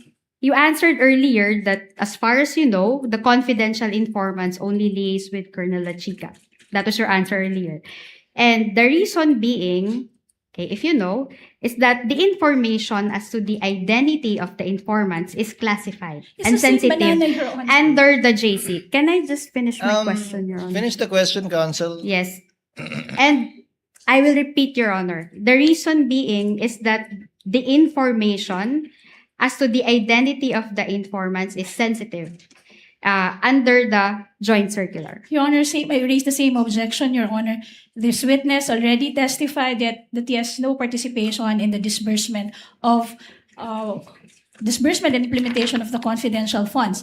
Now, defense counsel is asking the reason why the informants did not directly Your Honor, please. Chair will make a ruling. Chair will sustain the objection, but not on that ground, but on the ground it is misleading because the witness did not say that it is of a sensitive nature, but that, if I remember correctly, it was confidential. That was the statement made by Attorney Latchika to him. Na Yes, hindi niya sasabihin because it was confidential. Yes, in Your nature. Honor. We will no longer push the question. Thank you. Move on to your next point, Attorney Christine. I'm already done, Your Honor.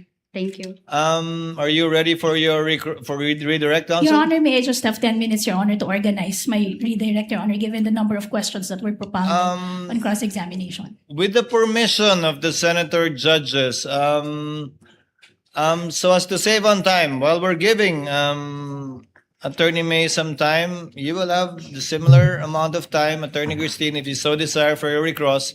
I will, in the meantime, allow senator judges to interject in the interregnum to save on the court's time.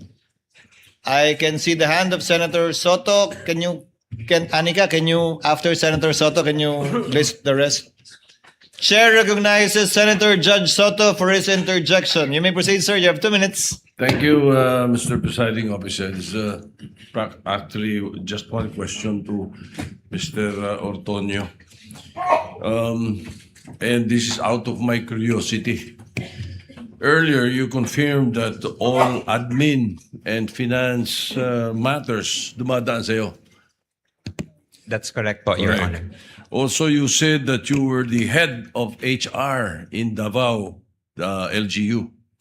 That's correct po, Your Honor. Correct. In this regard, I'm sure you would know, what is the employment status of Colonel Lachica in the office of the Vice President? Colonel Lachica po is the group commander of the VP-SPG, and he is not an employee of the OVP, but he has an order coming from the AFP designating him as the group commander for the Vice Presidential Security and Protection Group. Therefore, designation.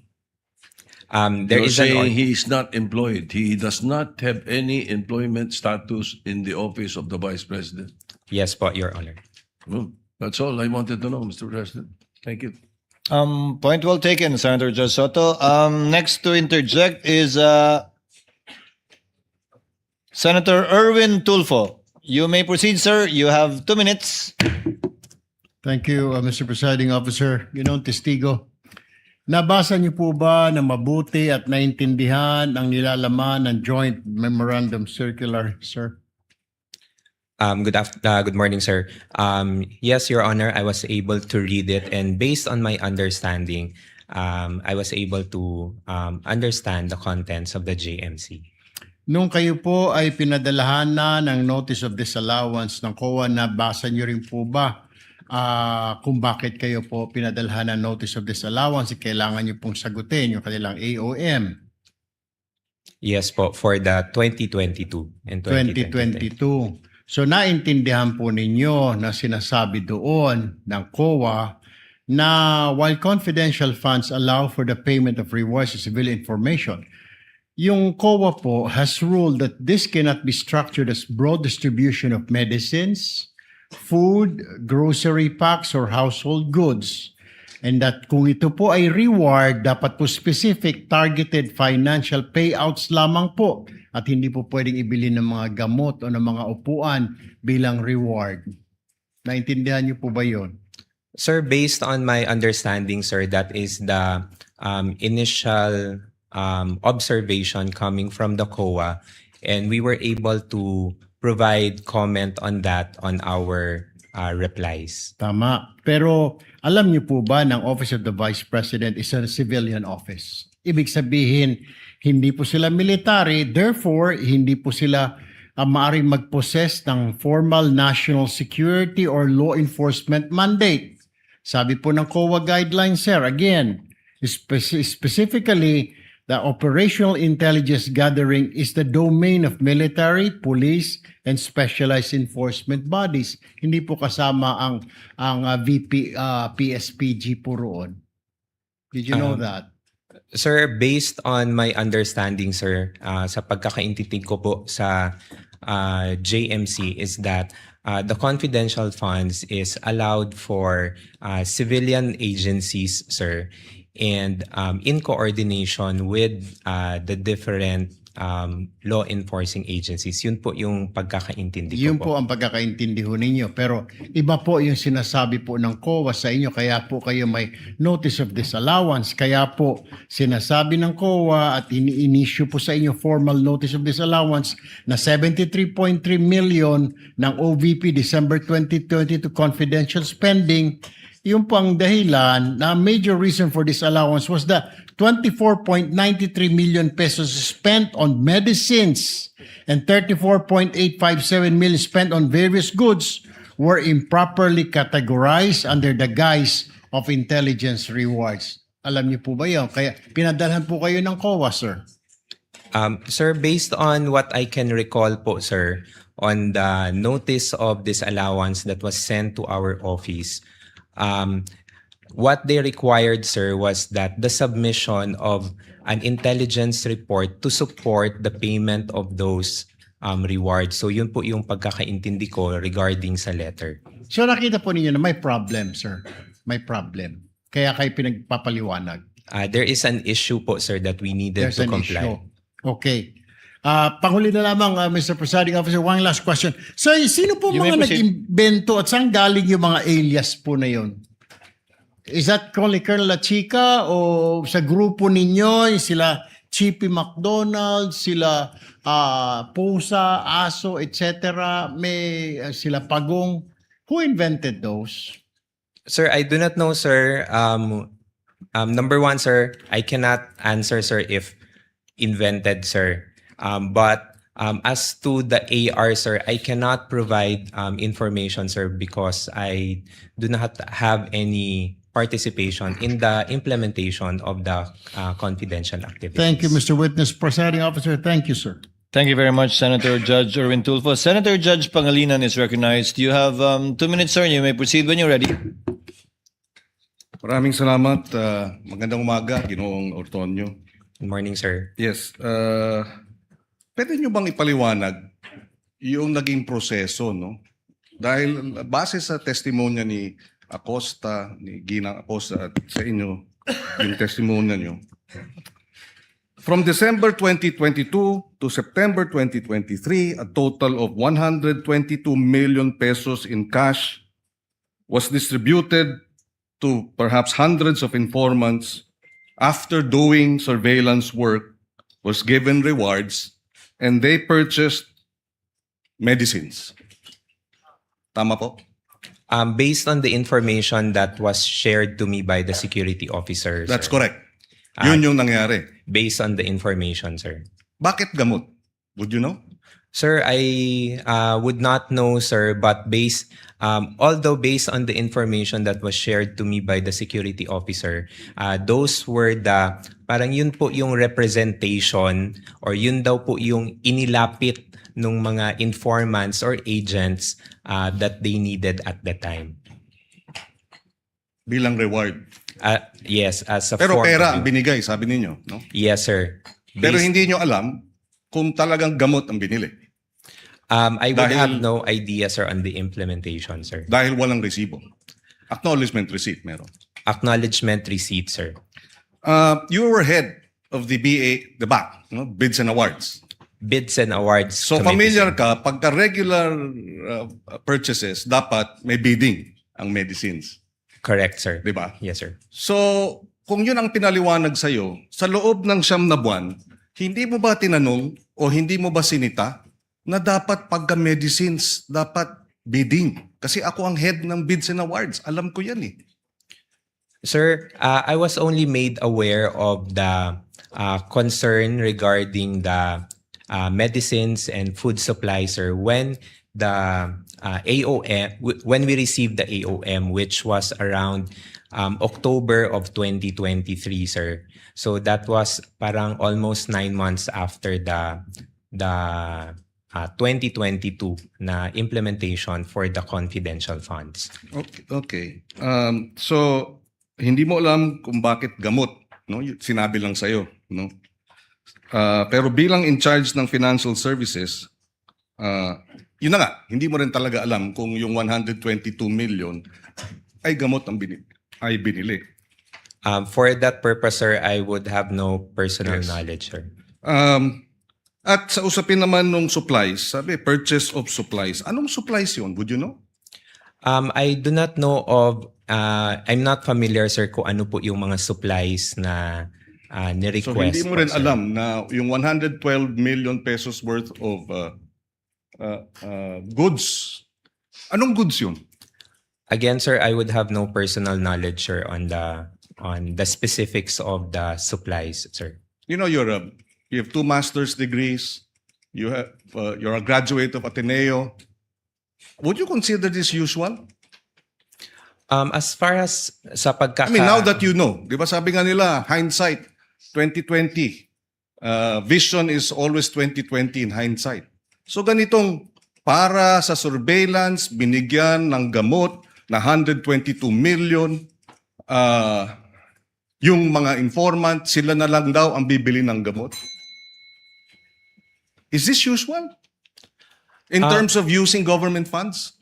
And you being a BAC head? Based on my understanding po, sir, at saka sa pagkakaintindi ko po, sir, it went through the process that is allowable by law. So it's usual for you.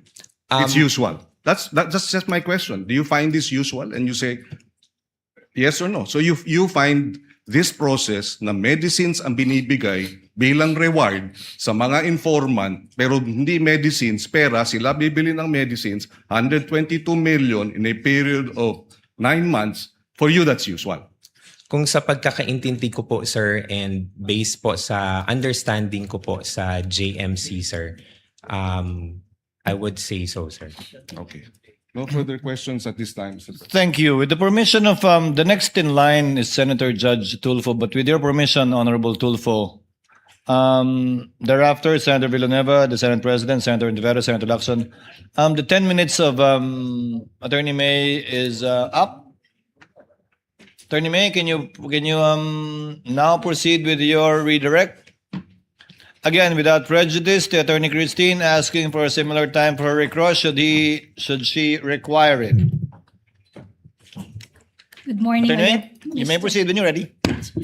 Good morning, Mr. Antonio. Good morning, ma'am. Okay. Kanina, on cross-examination, sinabi mo na sa pagkakaalam mo, hindi required na i-attach ang PFP sa request for confidential funds. Tama ba? Yes po. Okay. Now, may we confront you with Section 3.24 of the Joint Circular 2015-01. Can you kindly read it for may the record? approach and show the witness the JC 2015-01, the relevant provision thereof.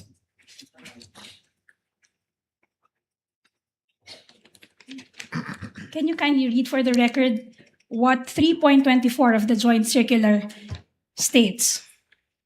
3.24 Physical and Financial Plan refers to the plan approved by the head of office in the case of NGAs and LGUs and by the board of directors in the case of GOCCs supporting the request for funds for CE and IE containing the estimated amount per project, activity, and program. Okay. Nabasa niyo po ba yan bago kayo sumagot kanina? Familiar po kayo sa provision na yan? I have to be honest, ma'am, na I cannot remember this one, ma'am. Okay. Ngayon, hindi rin ikaw ang nagpadala or nag-prepare ng October 22, 2022 letter. Tama ba? Sorry, ma'am. Hindi rin ikaw ang nagpadala ng August 22, 2022 letter. Tama ba? It is through our Yes. usual na routing process, ma'am. And also, sabi mo kahapon, it was the decision of the Vice President to request the confidential funds. Tama ba? Yes, as the head of agency, ma'am, I would understand that she has the authority to request for the said funds, ma'am. And siya rin yung nag-sign off dun sa August 22, 2022 letter. Tama ba? Yes, ma'am. Siya yung pumirma. Tama ba? Yes, ma'am. Okay. So hindi mo hindi mo alam kung paano ininterpret ng Vice Presidente yung provision na iyong binasa. Tama ba? You cannot say with certainty how the Vice President interpreted that provision. Objection. Before you answer, Mr. Otonyo, yes, Attorney Christine? Witness is incompetent to read the state of mind of the Vice President. That's Your Honor. precisely the point, Your Honor. That's precisely what I'm asking the witness to confirm, that he cannot say with certainty the frame of mind of the Vice President if she was also thinking that the PFP is not required for the request. Applying the rules equally, if he knows, witness may answer. Thank you, Your Honor. Again, ma'am, for the question ulit, ma'am. So hindi mo rin masasabi, you cannot say with certainty na ganyan din ang interpretasyon ng Vice Presidente dun sa provision na binasa mo nang ipinadala ang sulat to the DPAM dated August 22, 2022. Tama ba? I cannot, ma'am. But you are sure, you can confirm that the Vice President is a lawyer. Tama ba? Yes, ma'am, she is a lawyer. Sinabi mo rin kanina na yung confidential funds, to your knowledge, hindi lang to ginastos sa regular programs ng good governance. Tama ba? Ma'am, what I meant, ma'am, is that Sorry, Mr. Tony, let me just clarify. Sinabi mo kanina na to your knowledge, yung confidential funds were not spent on the regular programs under the good governance program. Tama ba? that's correct, ma'am. Yan din yung sinabi mo para sa socio-economic delivery programs. Ang sabi mo, yung confidential funds hindi ginamit sa regular programs ng socio-economic delivery programs ng OVP. Tama ba? That's correct, ma'am. Pero you will confirm na yung sa PFP, hindi naka-indicate na the confidential funds will be used not for the regular programs of the good governance program of the OVP. Tama ba? Walang qualification dun sa PFP. Tama ba? Ang nakalagay lang doon, good governance program. Yes, ma'am. Based on the document that I saw, ma'am, it only indicated the program titles. Okay. Tama. So, hindi naka-indicate doon na gagamitin ang confidential funds para sa programa other than the regular programs under the good governance program. Tama ba? Yes, ma'am. The same is true for the 2023 PFP. Ang nakalagay lamang doon, socio-economic delivery. Walang qualification. Tama ba? Based on the document that was Yes. presented, ma'am. Hindi rin sinabi na the confidential funds for 2023 ay gagamitin for programs other than the regular programs of the socio-economic delivery programs of the OVP. Tama ba? Sorry, ma'am. Can you repeat the question, ma'am? Hindi To be rin clear. sinabi sa PFP for 2023 the confidential funds of the OVP will be used for programs other than the regular programs under the socio-economic delivery program of the OVP. Based on the Yes. document, ma'am, it does not specifically indicate. Okay. And you would confirm that the seeming confusion would have been avoided had the Office of the Vice President only indicated the specific programs under both the good governance programs and the socio-economic delivery programs in the PFP. Tama ba? Objection. What is the ground? Speculative, Your Honor. Your Honor, again, a question does not The witness is smart enough. Mr. Otonyo, you may answer if you know. Can you repeat the question, ma'am? the confusion would have been avoided or would have been averted. Maiiwasan sana ito kung yung OVP nilagay doon sa dalawang PFP for 2022 and 2023 yung specific each and every program that will be funded by the confidential funds for both Objection. years. Tama ba? Objection, Your Honor. It's What's the already ruled objection, upon, Your Attorney Honor. Christine? The witness did not say there was a confusion, Your Honor. That was misleading. I didn't say, Your Honor, that this witness mentioned But her question says, so the confusion should have been avoided, Your Honor. The question is misleading. because, Your Honor, there was an inconsistency, Your Honor. Earlier, She is interpreting and making conclusions out of the answer of the witness, Your Honor. Attorney May, kindly reform. Yes, the witness did not say that he was confused. okay. Reform, you can get to the same point. Throw another way. Okay. So, Mr.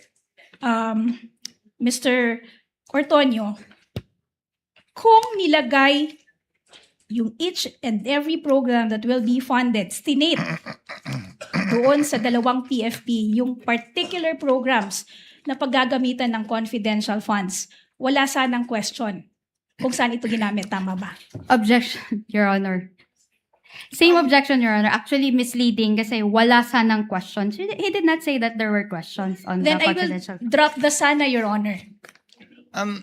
Mr. Ortonio, if I may, counsels, Mr. Ortonio, bakit hindi nilagay doon sa PAP yung particular ng good governance at socio-economic program at hindi ito bahagi doon sa original o regular na budget ng OVP? Sa Sir, pagkakaalam mo. thank you, Your Honor. On the question, sir, on kung bakit hindi nilagay, sir, I would have no personal knowledge, sir, on why, since the document was prepared by our special disbursing officer. Sa paggawa ng sagot sa OEM, sa palagay mo ba kung nilagay niya yon, hindi na masasama sa OEM, sa AOM yon? Based on my understanding, sir, it could have helped, sir, to clarify. Okay. Your witness, counsel? Okay. Mr. Ortonio, yesterday and today, paulit-ulit mong sinasabi na wala kang participation sa disbursement and implementation of the confidential funds. Tama ba? Yes, ma'am. So, hindi mo rin alam kung talagang saan ginamit yung confidential funds, kung anong programa dinisburse ito. Tama ba? Objection. Objection, Your Honor. What is the ground? Not Attorney covered by Christine? the cross. Let's give her sufficient leeway, counsel.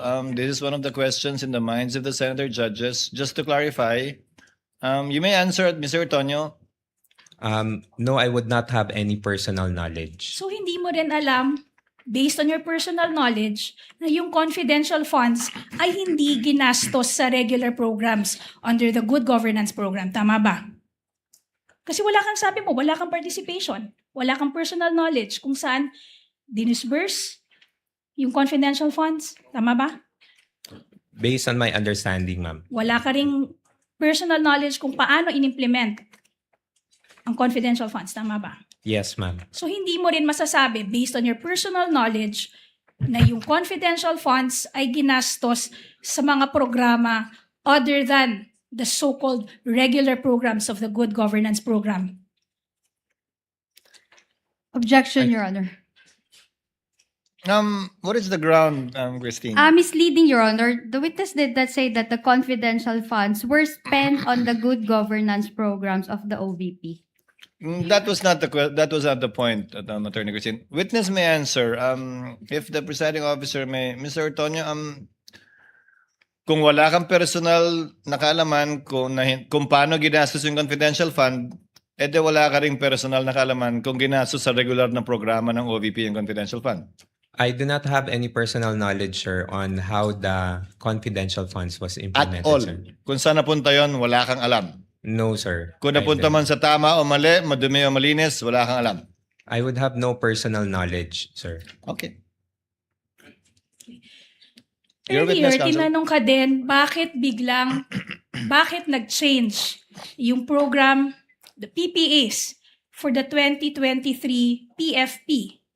When I say PPAs, I'm referring to the projects, plans, and activities. Tinanong ka kanina kung bakit yung programs, plans, and activities under the 2023 PPA naging socio-economic delivery program na dati under the 2022 PFP, ito ay good governance program. Tama ba? Yes, ma'am. Yes. The Yes. way I understand the Wait. question, ma'am. Wait lang. Ito yung tanong, Mr. Ortonio. Ang sabi mo kanina, nag-change ng PPA sa 2023 PFP para ma-cover ang mas marami pang programa. Tama ba? Ma'am, I'll clarify, ma'am. Wait, I, Mr. Ortonio, please just answer my question with a yes or no. I answered, ma'am. Your Honor, Let the witness answer, Attorney May. thank you.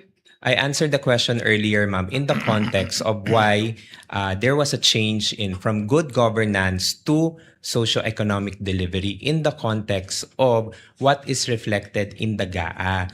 So that's how I answered it, ma'am. Okay.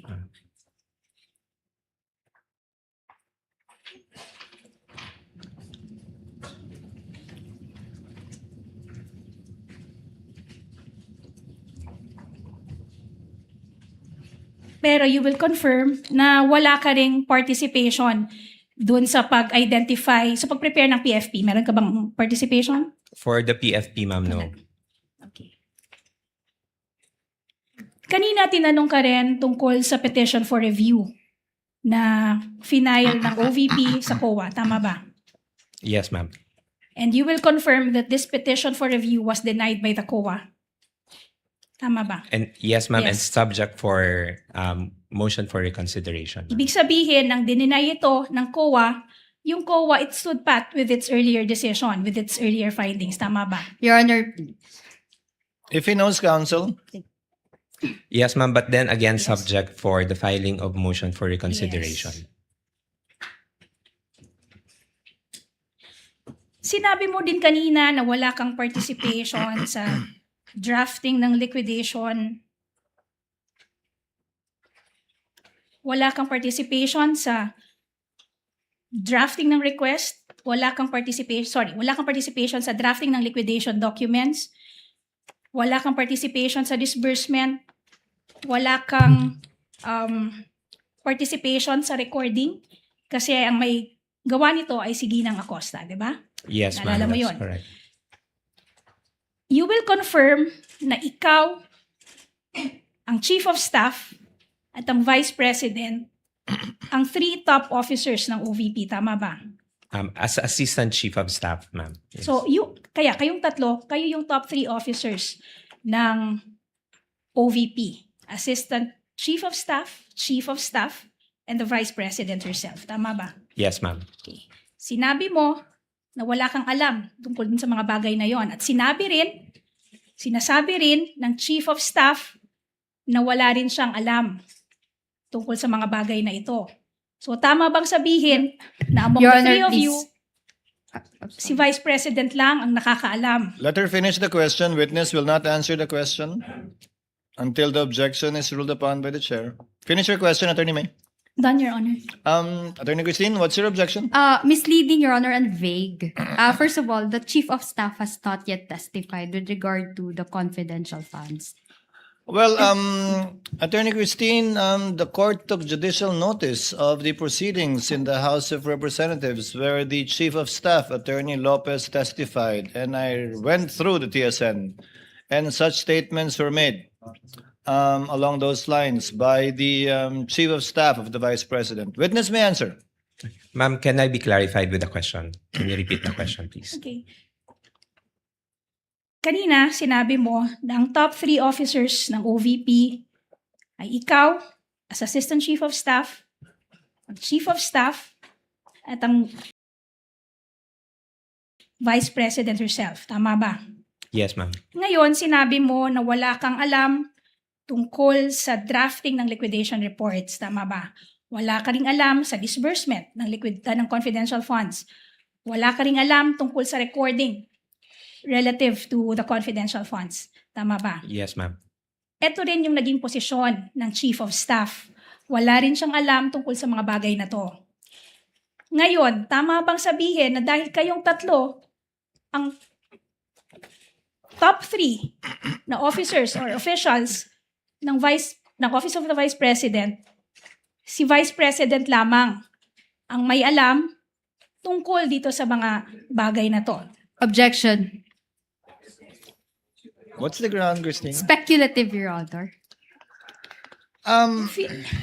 If he knows, Your Honor, again, Your Honor, we don't want to belabor this point, Your Honor, but defense counsel keeps bringing us back to this point, Your Honor.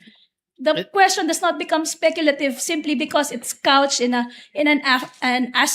what if question, Your Honor. And besides, Your Honor, this honorable court has already ruled and has already directed the witness to Your Honor, to answer, Your Honor. the counsel what would want the witness to speculate on the state of mind of the Vice President. No, Your Honor. Let me answer it in 2 points, Your Honor. Please, counsel, briefly. Yes, it's not speculative, Your Honor, because there was already an admission that they are the top 3 officials of the OVP. Now, the answer would be based on that admission, so it's not speculative. The question would only be speculative. It's completely conjectural, Your Honor. And second, Your Honor, the only reason I repeated the answer because the witness himself requested me to repeat, but prior to me repeating the question, the Honorable Presiding Officer has already made a ruling. Your Honor, we will be squandering away time if every time I would repeat the question, the defense counsel would all of a sudden invoke another ground for objection. We're about to break for lunch, so let's end it on a good note. Yes, but finally, Attorney Christine. I will revise my objection, Your Honor. Incompetent. Allow me, counsels. Base sa testimonya mo, Ginoong Ortonio, wala kang alam sa paggastos, pag-liquidate, pag-disburse ng confidential fund. Tama? Yes, that's correct, Your Honor.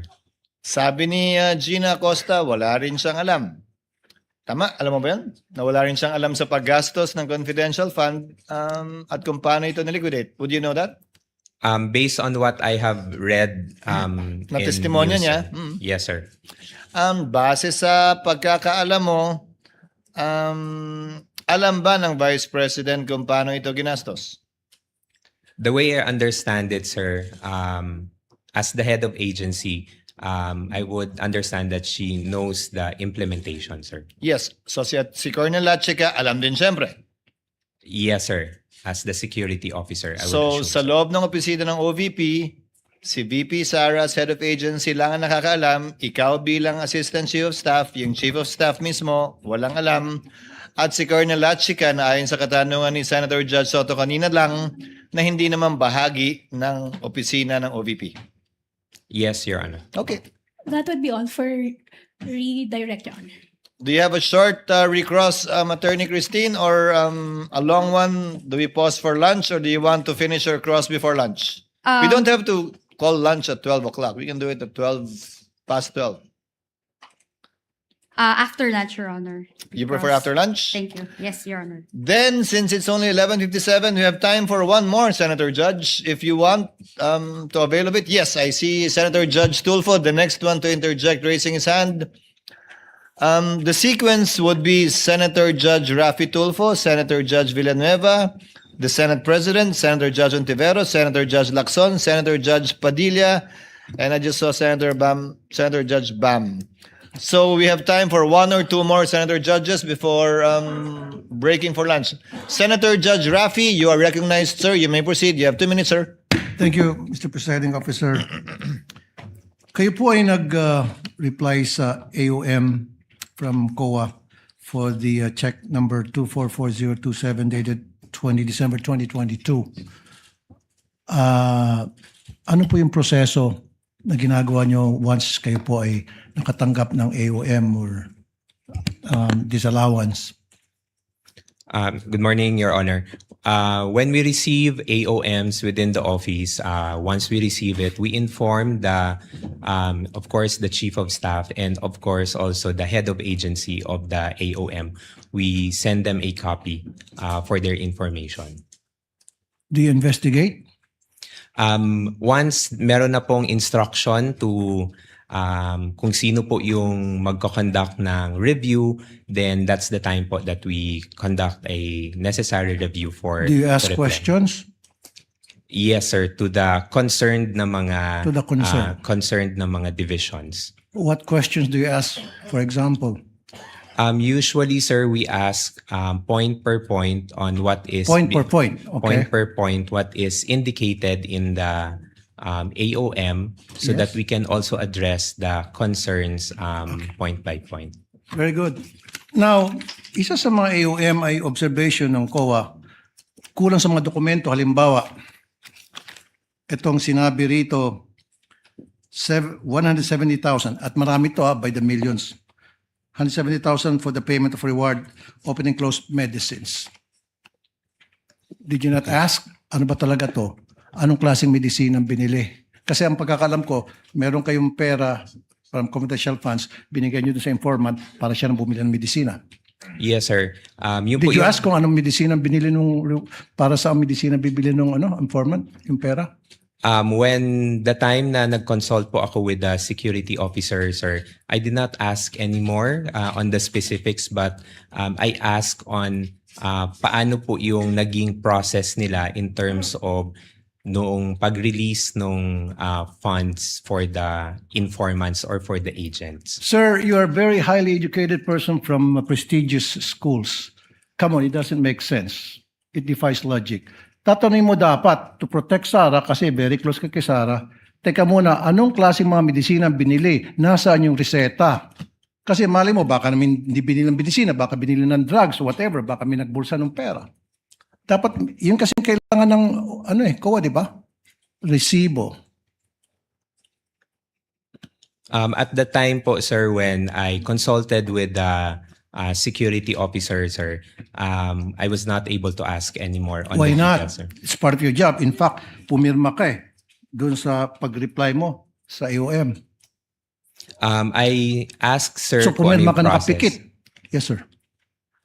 No, sir, hindi naman po na nakapikit, sir, because nagtanong naman po ako sa security officer namin, sir, on how it was released or implemented on the ground. So, kung ano po yung nabigay na information, sir, yun po yung nailagay ko sa pag-draft po ng reply to the AOM. Hindi mo rin tinanong bakit pare-pareho yung signature sa different names ayon sa NBI, forensic. Tapos pare-pareho yung handwriting sa different names. Parang isang tao lang nag-fill up. Meron pa nga walang signature at nag-receive ng by the hundreds of thousands each. Sir, you didn't ask? Bakit mo tinanong? Hindi mo tinanong bakit pusa? Bakit ito si Pagong? Pinagtatawanan tayo ng tao, etc. Why? Did you not ask? Sir, at the time, sir, hindi ko po nakita yung mga acknowledgement receipts, sir. I was only made aware of the acknowledgement receipts, sir, when it was already shown during the HOR na mga hearings, sir. Hindi kasi pag nagtanong ng attachment, then di ba sabi mo you ask questions point by point, you investigate, then kinuha mo sana yung mga dokumento and then pinakita sa iyo and then nagtanong ka point by point like you said. And then you're a very educated person. You should have asked a lot of questions to satisfy dun sa request ng COA. Sir, I Kasi did not- tulad yan, pusa, Pagong. Imposible hindi mo nakita yan. Tapos pare-pare yung pirma sa isang same handwritings para sa napakaraming pangalan at saka iisang pirma sa napakaraming pangalan according to the NBA forensic. You didn't ask? Sir, at the time po, sir, I did not see the acknowledgement receipts. Come on, po, sir. Like I said, napakatalino mong tao sa credentials mo. Dating professor, Ateneo, UP, di ba? And then, now, parang, sorry sir, parang nagmaang-maangang ka. Again, is it blind loyalty? Thank you po. Thank you, Mr. Presiding Officer. Are you going for lunch or the rostrum, Attorney? Senator Judge Joel. Okay.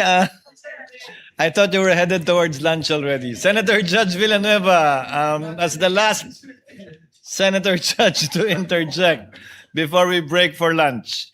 You have 2 minutes, sir. You may proceed.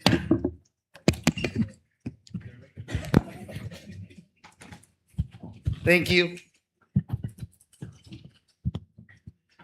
Mr. Witness, sinita po kayo ng COA dun sa pag-approve nyo ng disbursement voucher, no? Yung 125 million. At ang explanation nyo, delegated po sa inyo pag more than 1 million. Is that correct? Yes po, so there is an office order, sir.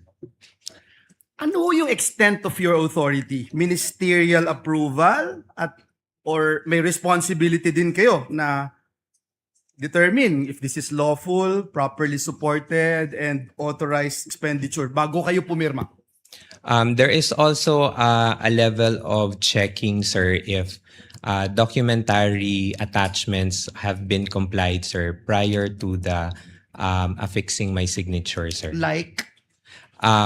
Kung sa mga disbursement vouchers, sir, dapat merong mga supporting documents on the reasons for the request po, sir. Like? One of which, sir, say for example, there is an activity design, sir, which indicates kung ano yung mga activities to be done and the expenses for those activities. Okay, nung winidraw po yung salapi, 125 million, sabi po ni Miss Acosta, you accompanied her. Alam niyo po na after nung winidraw yung salapi, diretso po pinlace ito sa custody ni Colonel Lachica. Alam niyo po yan?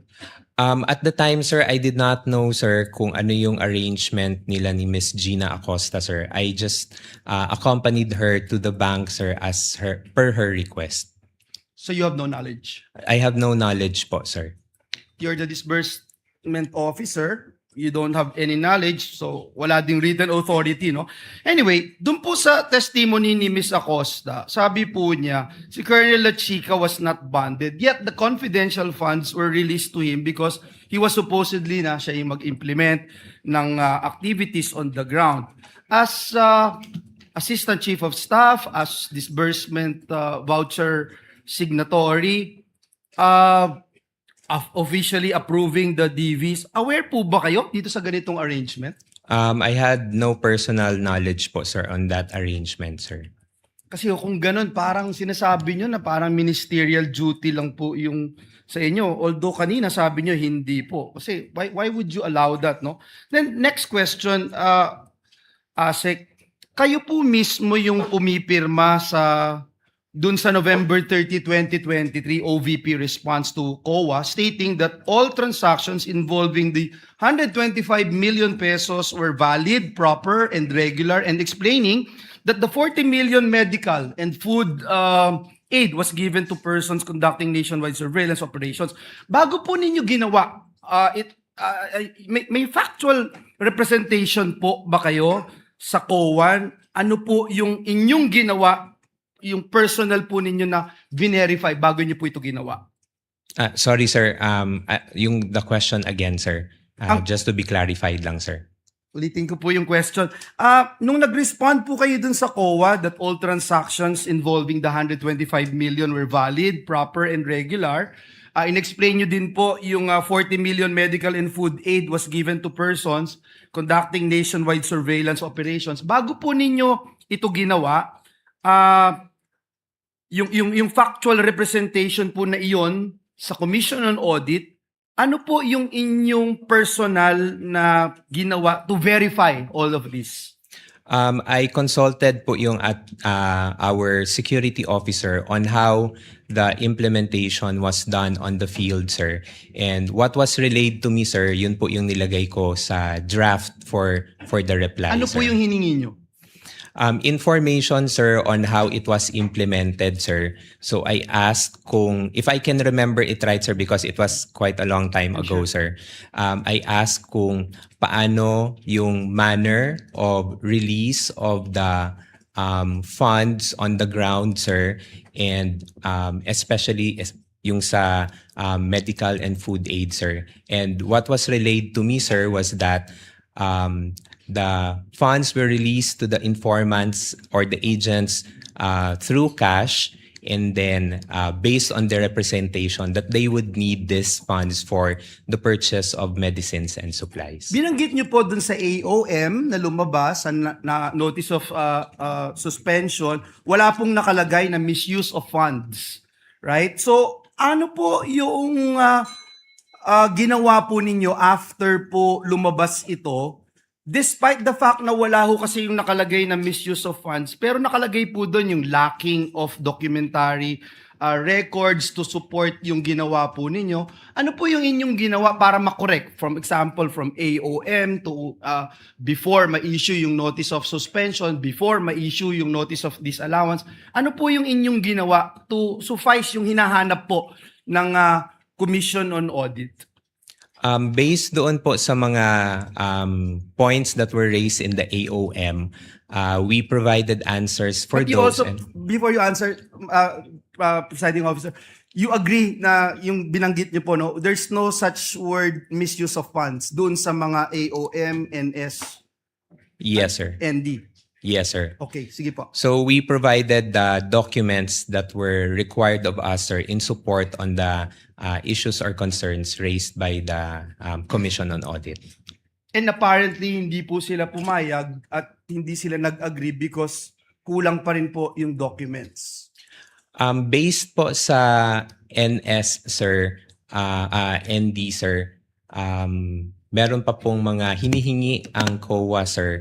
And that's why, as a response to the ND, sir, we also supplied those information. Salamat po, salamat po. Gusto ko lang hong sabihin that indeed yung confidentiality may limit what can be disclosed to the public, but it cannot erase yung accountability within the government. Salamat po, Mr. Witness. Thank you, Senator Judge Villanueva. We shall declare and call a recess so that everybody can have lunch. Mr. Ortonio, you're excused from the witness stand. Kindly have lunch, and we expect you back. We expect everyone back at 1 p.m. Your Honor, please. Yes, Senator, the Honorable Luistro. Your Honor, may we just know if Colonel Boransing is already in the premises, because we understand that the prosecution will be presenting him immediately after the recross of Mr. Ortonio. He is not yet in the building, and we will address that when we reconvene. There's nothing we can do about it anyway at this point in time. We will Thank you, inform Your you of the circumstances before we resume at 1 p.m. We are on recess until 1 p.m. Kindly have a hearty lunch.